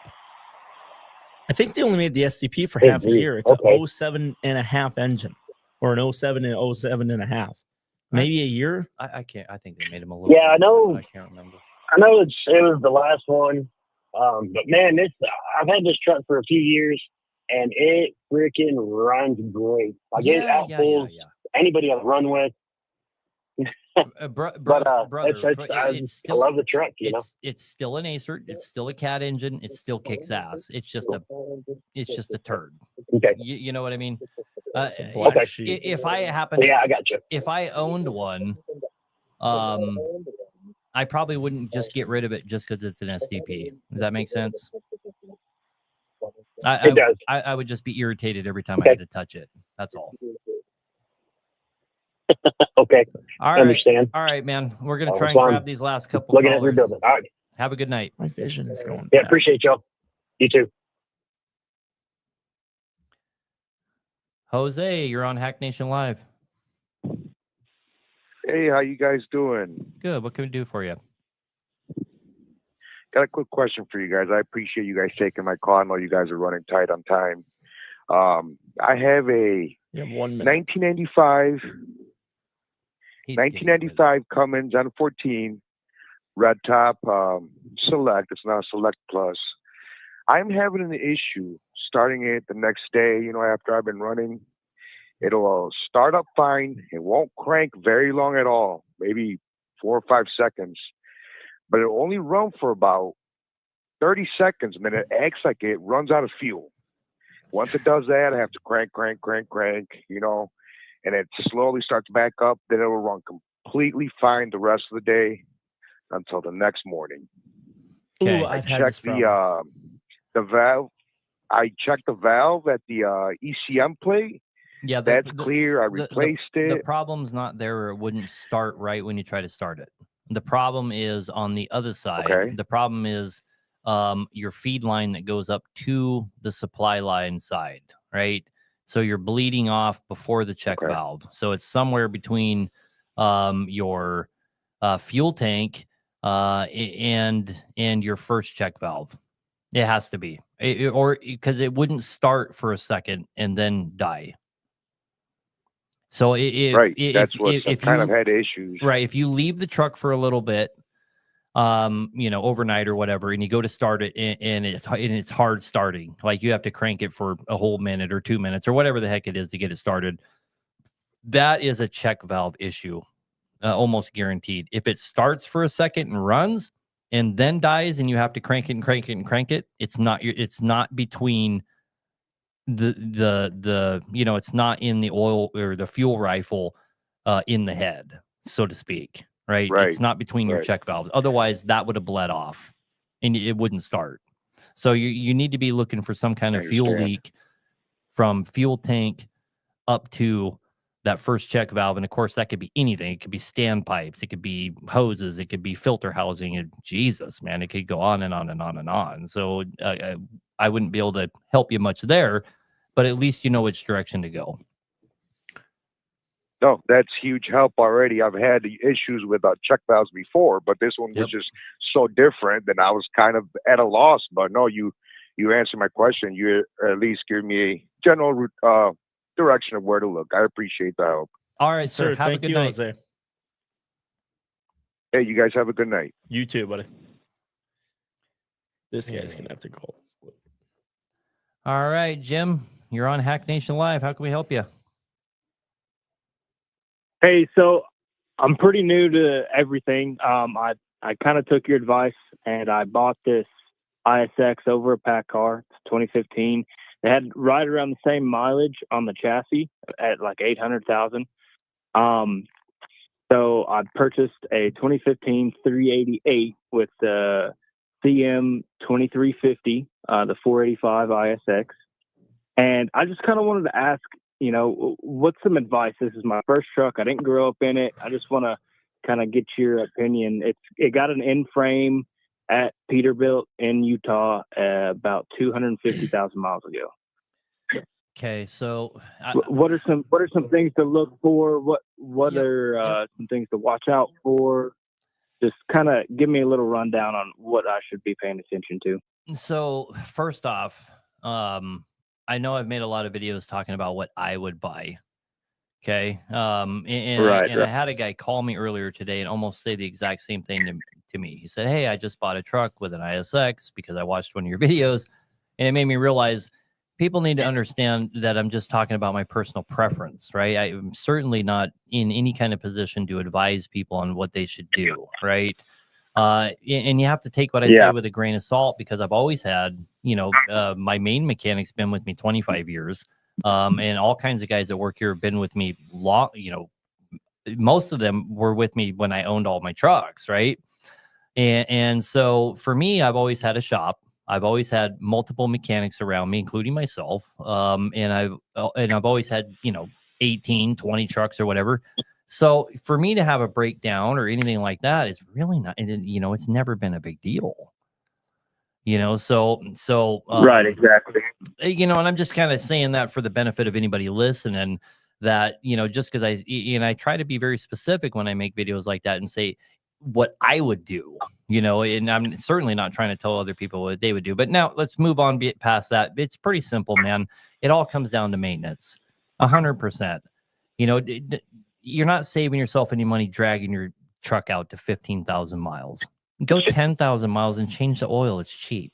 Use decently good oil, run full synthetic, do whatever it takes to stay on top of the maintenance of that thing. Don't let your valve train get ate up. Don't let it get cold. Don't operate that thing. Don't sit in that thing overnight and chug away at 900 RPMs and let that thing get down to 140 degrees. Don't let anything like that happen to it. You need to be watching your temperatures. Keep that thing hot all the time. It's the exact opposite of what everybody tries to tell you. If I had my way, I would go out to every truck ever made and take the engine fan out of it, where guys can flick the engine fan on themselves. I would remove it out of every truck, because all those guys are just damaging their engine. They need to let those trucks get up to operating temperature and stay hot. And so what do you think that operating temperature would be? What's safe? Anything. So I live, anything, I run in Colorado. 180. I run up. Okay, good deal. I run up in the mountains, in Colorado and up north. So I just, whenever, even climbing the hill a couple days ago in the blizzard, I turned the fan on, but don't do that. So I haul cars and I'm always at. That don't matter. Don't do that. Let Okay? the fan come on itself. That fan does not come on. It purposely does not come on until it gets hot enough that it's burning carbon, and it does not try to cool itself down until it has got right up against the threshold of failure on the engine, because it needs to do that. It needs to do that. Your engine's smart enough to know exactly what it needs to do when it needs to do. 100%. I mean, think about it. I mean, it knows when to fire an injector, blah, blah, blah, every single thing. And then people think it's too stupid to know when to kick on the fan. Come on. Yep. Good don't point. Flip the, super don't valid. flip the fan switch. Super valid point. So I will refrain back to the initial question, right? So I mainly went with this over the pack car because parts availability. You know, it's not if it's going to fail, it's when it's going to fail, and trying to work on a pack car out here out in the north is kind of a pain in the butt, man. Like I'm always people down south, they don't understand that like you can go 100 miles in your hood town. I'm out here and I go 100 miles and there's not nobody. You know, I'm out in the middle of the desert for 200 miles. So it's just like, no, I mean, I just try to go with something. I would still stick by a Cummins 100%. I'm not saying that I don't think that's good advice. I don't want everybody running out and buying Cummins because Hack Nation said so. You know, I mean, there's nothing wrong with the other engines really. In fact, in some ways they're better.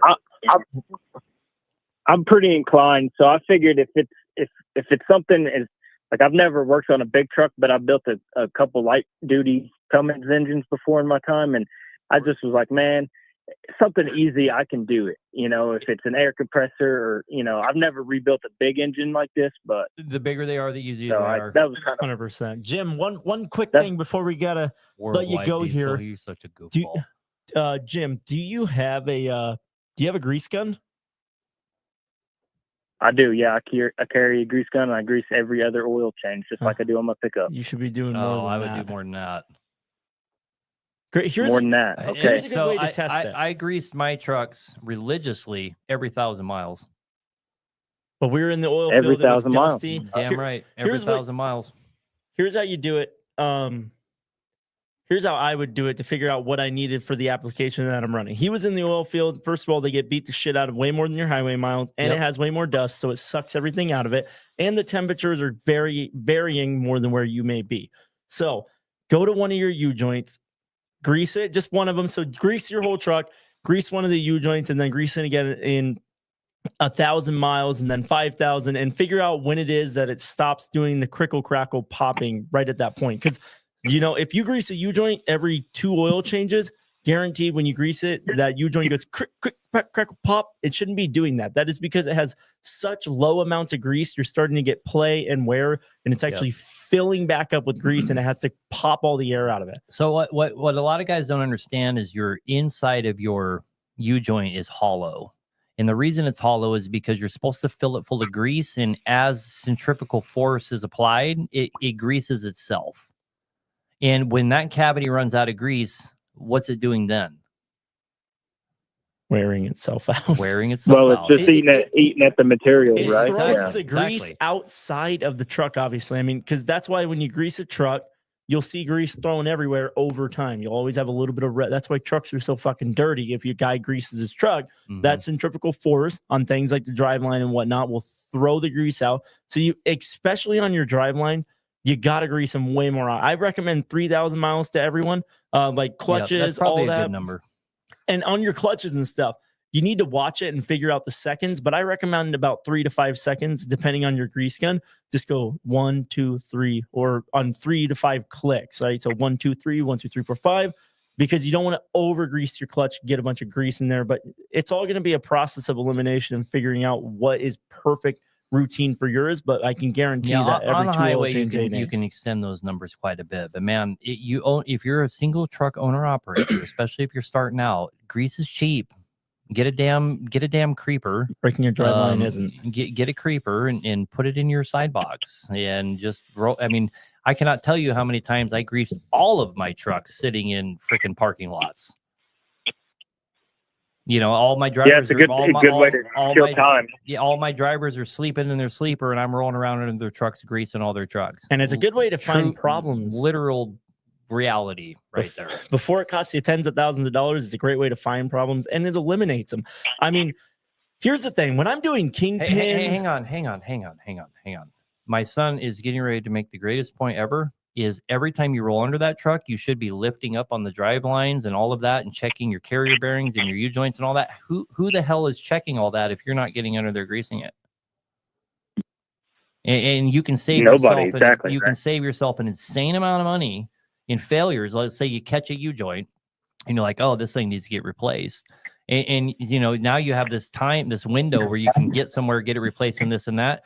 If you're not doing that, then that U-joint's going to turn into a U-joint, a carrier bearing, an output, An air output tank, yoke. sensors. Well, yeah, if you have a catastrophic failure, Yeah. you're going to have something really bad happen. I had a truck one time, lost a U-joint, and it took a fucking chunk out of the goddamn frame rail and Yeah, I've basically seen that ruined happen the on truck. the I-beam.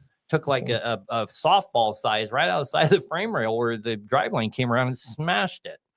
I want to say one thing real quick, Jim, and for everybody watching out there, how important maintenance is.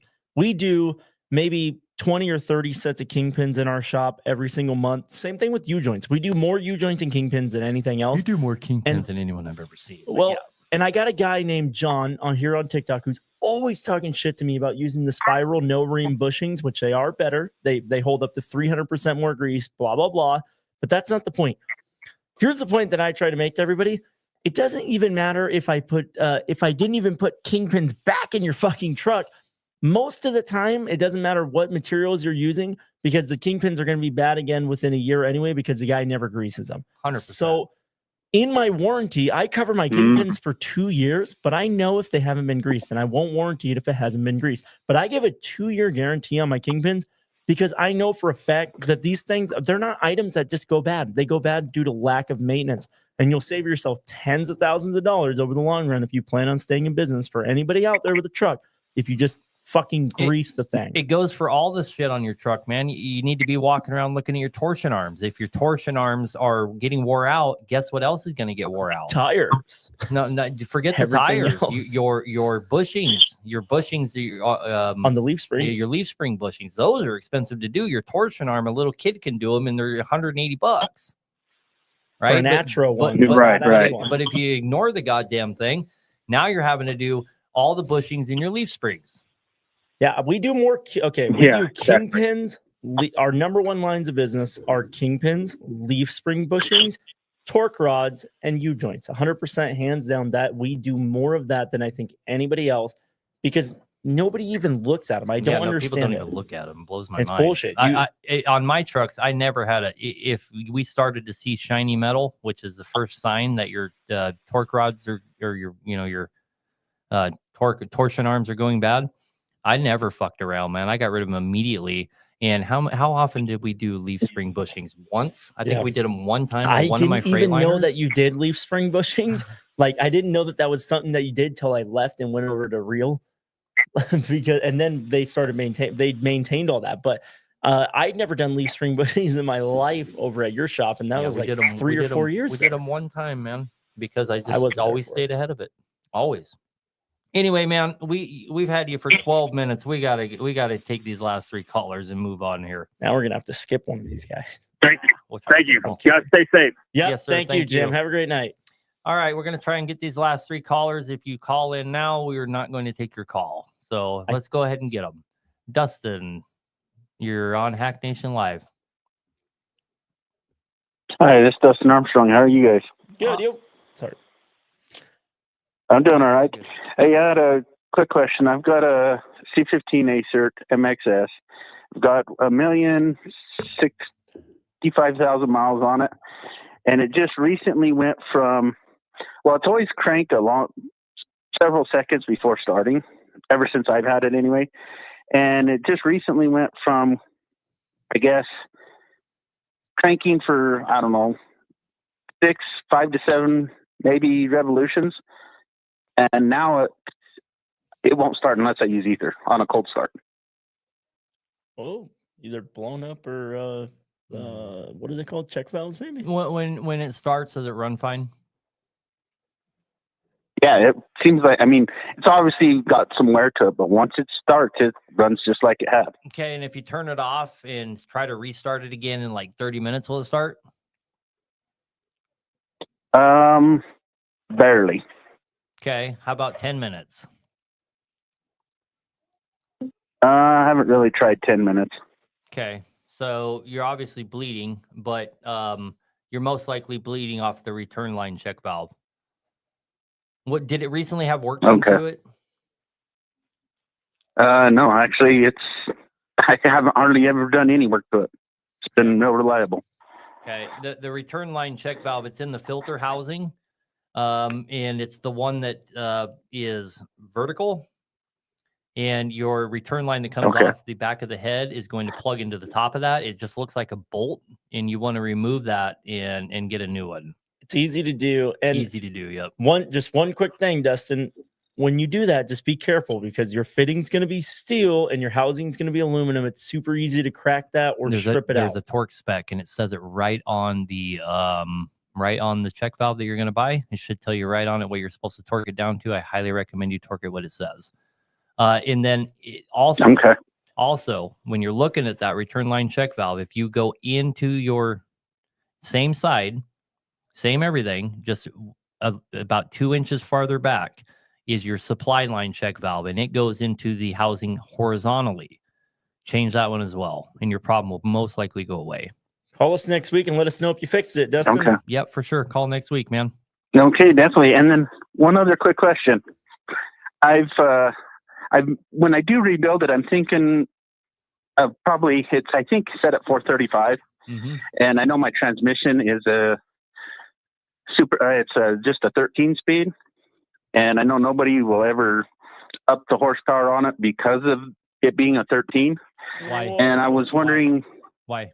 They handle the same torque. It just depends I've on had which all 13 kinds of you heavy, have. higher horsepower trucks with 13 speeds.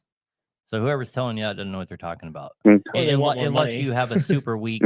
I mean, there are 13 speeds out there. There are that are like 1650 torque transmissions, but I highly doubt that's what you have. He might. Dustin, what you have to... I think that's what it is. I think that's what Peterbilt had told the guy that owned it before me. Had told him that they wouldn't turn it up because it was a 1650 torque transmission. So here's another problem you're going to run into. A 435 engine cannot go to a 550 without changing some of the internal parts. If you had a 475, you could go to a 550. So when you go to rebuild that thing, and it's highly likely it won't cost you any more money. It's just different components. You better say that ahead of time. Usually I have to, like, if you were talking to me about doing this one or something, I would send off your engine serial number and just see what that CPL says it's capable of, and then find out what needs to be changed to change that CPL. Most likely for that engine, you're probably looking at possibly different injectors, possibly different cam, and possibly different piston crowns. But it could be you don't need any of them, right? But you need to find out first before you just go throwing a tune on it. Okay. Yeah. Well, and I actually was planning on calling you and talking to you sometime about a rebuild, but I'll do that at a later date. Yes, please. I want to make sure this doesn't become a sales pitch for me. One quick thing, Dustin. So here, everybody out there, if you want to know what rating your transmission is, go look at your transmission, and you'll have a tag. The first two numbers are going to be 14, which is very rare, 16. Or 18 or 20 or 22. So you're going to have 5 numbers. You're going to have 18, 9, 18, for example, or in your case, Dustin, you probably have 16, 9, 13 or a 16, 7, 13. So the first two numbers are going to be your torque rating. 16 stands for 1,600 foot-pounds of torque. Or if you have 18, you have 1,800 foot-pounds of torque. Yep. So on and so forth. That is what matters when you're doing power, okay? Your middle number is your series. So 7, 9, 6 series. That doesn't really matter unless you're switching. You can't go from a 7 to an 8 without changing yokes, blah, blah, blah. Yep. Same thing and then your last number is obviously going to be your speed, 18, 13 speed, whatever it might be. Okay. You need to look at that very first number and see if it says 16 or 18. But to be honest, on all honesty, even it said at 550, it's not like it's going to rip the fucking transmission out of the truck unless you're doing like some heavy haul or something like that, which doesn't sound like it. Yeah, I mean, I would probably wait till it goes up. I mean, and you could upgrade to an 18, 9, 13 for free, right? So just wait till your transmission's going out, or if nobody will actually build it because of that, then maybe upgrade to an 18, 9, 13. Well, I mean, I can't imagine no one would build it. All right, man. And I guess that was the other question I was going to ask you, but thank you. Yep. Thank you. Alrighty. Have a good one, man. Thank you. Stayed Thank on. you guys. You were on hold. Thanks, you too. You were on hold for 57 minutes. Thank you. Thank you, brother. Have a good night. I appreciate you taking my call. Yep. Thanks, you too. Bye. All right. We have 2 more callers and we're done here. We have Aaron. That's a terrible name. Hey, Aaron, I already like you. You have an awesome name. We sure do. How you doing, guys? I know you guys are kind of short on time, but I just have one quick question. Oh, we're good, man. Go ahead. I'm looking to buy 2015 T800 coffin sweeper. Has a Packard, the MX-13, right? Yep. Has 700,000 miles on it. I'm just not a fan of that engine just off of what I've heard of it. Would it be a bad idea once that engine goes out to switch over to an M14, pull that engine out, go into an M14 or a C15, something of that aspect? Well, first of all, unless you have a glider, no one will support you on it. Okay. So you're already embarking on an endeavor that is almost impossible. And so I would highly recommend looking at other options. But that Packard, the problem with the Packards are just so damn expensive to overhaul, right? But all in all, all in, they're great engines, really. You have an EPA 13 or EPA, what do you have? 13. Yeah, so that's a pretty good engine. It really is. And we've rebuilt a few of them here. There's one being rebuilt right now. And they're not so much more expensive that it's just crazy, right? They're, if the average cat leaves here for 17, 19, well, then your average Packard is leaving here for, 23, 26, somewhere in there. It's not like this disparage of it's like 50 fucking grand to overhaul the damn thing. But if you go to try and swap that, you're going to be into that thing 50 to 70,000 guaranteed. And it increases the value of your truck zero. You could have went out and bought a whole nother truck for that price, more than likely. I wouldn't say it increases it zero, but not enough. Technically it doesn't because it's illegal. So I mean, you're asking for the guy who buys it to get in trouble. It's a $30,000 fine for each guy who has a deleted fucking thing out there. Yep. If they want to be assholes. When I was talking to my mechanic about doing that, he told me that you're better off just finding the same truck with an ISX or an X15, whatever. Yeah. He said if you don't want the Packard, that's what I would recommend. Yep. Instead of going out and putting an older engine. He's correct. Just sell it to some poor bastard and tell him the engine was freshly rebuilt. Yeah, so that's kind of where I'm torn in between, because I want one of those trucks with a coffin sweeper, which is the one that Halliburton used to carry a lot, but I just don't want an oil field truck. You know what I mean? Well, I mean, so that's kind of just where I'm repair it up. Yeah, I'd buy an oil field. The oil field guys maintain their trucks better than probably anyone else. Word. They spent because first of all, another thing is those trucks come with the C13. I already have a C13, and I'm just not a big fan of it. For what I do, you could pull the valve cover off and scratch off the 13 and paint a 15 on there. If you, yeah, because the thing is, I move mobile homes, right? And here in Flatland, and I don't know if there's something wrong with the engine or something, but on Flatland, I feel like it loses power, and that's because mobile homes ain't that heavy. You're not grossing 80,000 with a mobile home, and it's still something the truck kind of struggles to pull them sometimes. But again, it is a single axle. You know what I mean? Oh, so I don't know where that could be. You're having fun. Yeah. I mean, you only have one ratio with that. Yeah, so so it's going to be probably high, so you can roll fast. That's a highway truck, or it's hustling shit around the yard. Yeah, I mean, I know it's kind of a little bit contradicting to be kind of get moving with that weight and that width and length and whatnot. With a truck that small, but yeah, I've seen it be done before, so I was just kind of torn in between what I want to do. Yeah, that's gonna be a decision you'll have to make, but it'll be it's gonna be super expensive, super illegal, and take a lot of time to swap that engine. You're better off finding another route. Anyways, we gotta take this next guy. We appreciate you calling in, Aaron. Thank you, and good luck. Let us know what you decide to do, unless it's something illegal. All right, brother, man. Have a good night. I love reading the questions in the TikTok feed. We could do a whole show where we just did questions on the feeds. That might. And be you're fun. not even counting Facebook, and you're not counting my TikTok either, or the YouTube. It's insane. But I see Worldwide is all over in my feed. Next week, I'm gonna look into having some moderators on our feed. See if the guys at Worldwide and maybe my wife and whatnot want to be moderators. It'd probably make the whole thing go a lot smoother. If you guys are watching on TikTok, for next week's edification, you can hear the caller if you go watch this on Facebook. We have one more caller. We're going to go ahead and take him, and then we're going to wrap this up.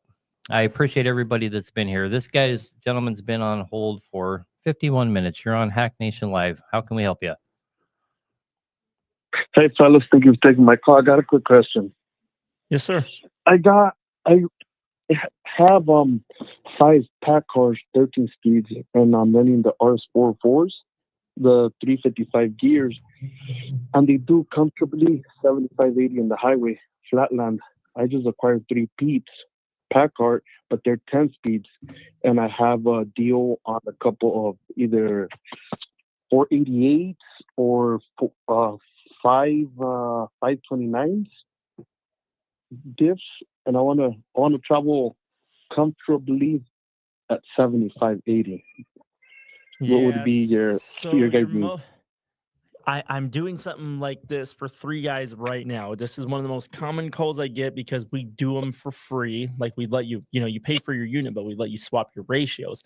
And the most common thing I see guys go to is going to be your 355s and your 373s. They're the most versatile ratio on the market, and they're the most readily available, and they're the most common unit you're going to find. You got 336s. It depends on what, who makes it, right?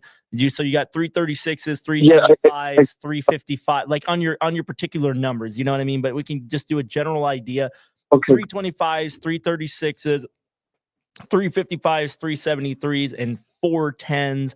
But and here's the thing. If you call me like tomorrow, buddy, I have a calculator where I can put all this in, but I can't pull it up right now, but I could tell you exactly where we would want to move your ratios to get you where you want to be. So what I would need to know is when you're going 60 miles an hour, what RPM is it at? And then I need to know what RPM would you like to be at 60 miles an hour, right? So say you're at 2,000 RPMs at 60 miles an hour. If you wanted to get to 1,500 RPMs, I could do the math on that using our calculator and figure out exactly what ratio you need to swap to. And then you kind of make a decision based off that. Something with a 488 ratio or something like that is going to be harder to find if you have a breakdown, in the middle of nowhere, right? Like 355s are the most common units, and a DSP-40 and an RSP-40. Those are in almost every truck on the road. So that is like the only ones that we recommend people actually keep on the shelf, like when we sign up dealers and stuff, is the RSP and DSP 40 355s. So that should be another thing on your mind, is how common, readily available is this going to be? I'm running 355s on 13 speeds, and they're doing comfortable at 75 at 1600 RPM. And I got 10 speeds, and that's what I was asking about. But that's what you're telling me. You have a calculator that will pull that for me, right? Yep, I do.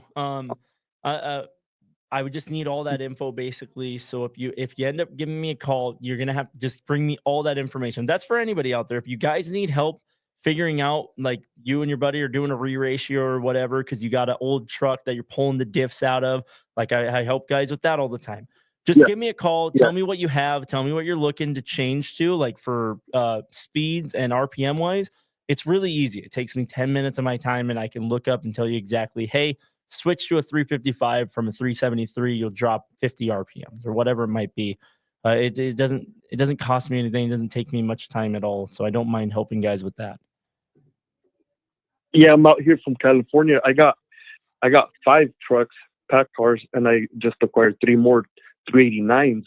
Some of them are tuned. Well, majority of them that I've already had, they're at 517 horsepower.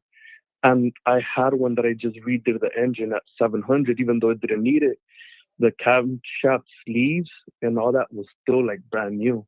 So the of the other guys calling you guys, those engines have been soldered to us all this time. So we hated pack car at first, but honestly, it's as long as you're on top of them, they haven't been bad with us, especially on how much torque it has in our applications. I was going to mention it when he was talking. I think the main complaint is just external components when you have to do them. And depending on what area you're in, they're not as common. In a place like California, your pack car is going to be much more readily available to get parts for and so much more common than a place like North Dakota.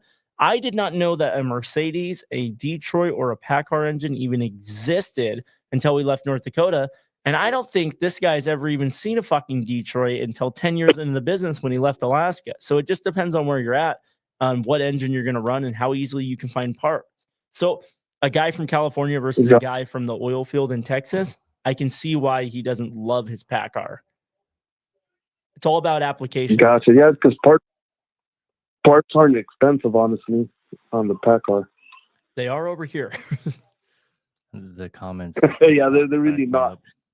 Yeah, no, I'm saying I know. I'm No, right. well, It varies from where you are. Like, look, in North Dakota, I pay and I actually sell. So in North Dakota, I was selling drums to people, American drums, for $99. I came down here to Texas, and my price as a dealer is $155.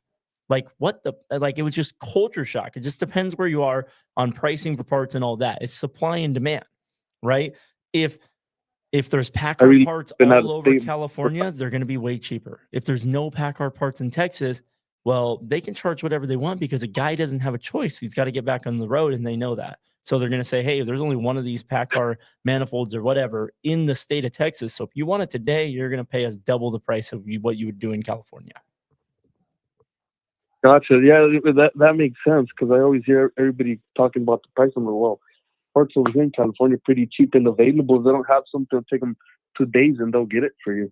Yeah, it's not like in North Dakota, I worked on one PACCAR and it was a water pump, which was actually really easy to do, but I had to wait like a week to get that pumping. It was just a common basic, it's just a water pump. Now here it's normal. Yeah. Like no problem for me, but there it was a problem. And getting filters for them, holy shit. That was a problem over there. I had a fleet of them that we serviced. So yeah, I mean, it just as far as I know, the PACCARs are super expensive, but I guess you're telling me they're not, and I figure the reason why is because of location. Yeah, well, I'm coming from a Detroit family for years, and we moved on to PACCAR because of emissions. We got a good deal on them because no fuel. Right, but they ended up being good vehicles. Honestly, they as long as they're on a strict diet, I complain about them. They're pretty fast too. Honestly, I don't know how the other guy's saying it's slow. These at 13 speeds, I'm running 315, 80, 22 fives off-road tires, and it'll spin them if I put it into it. I'm sure they can all be great. I mean, it just depends. The thing is for a guy like that, it's probably hard to find anybody that's even willing to consider talking to him about making it into a good engine like what you've got, making it into something that's cool and drivable, right? Yeah, no, yeah, fellas. But hey, again, thank you for your guys' time. I'll give you guys a call tomorrow. I got to take another call myself because I've been on the phone line for a while. You're good. I love your guys' show. Yep. Thank you, brother. Be safe. Have a great night. Thank you for calling in. Thank you for waiting. Thanks, everybody, for watching. If you guys are watching on TikTok, we'll be live next Wednesday. And if you guys want to watch that, we highly recommend going to Facebook. Thanks, all the guys who are on TikTok. Have a great night. Yeah. Again, if you were watching this on TikTok,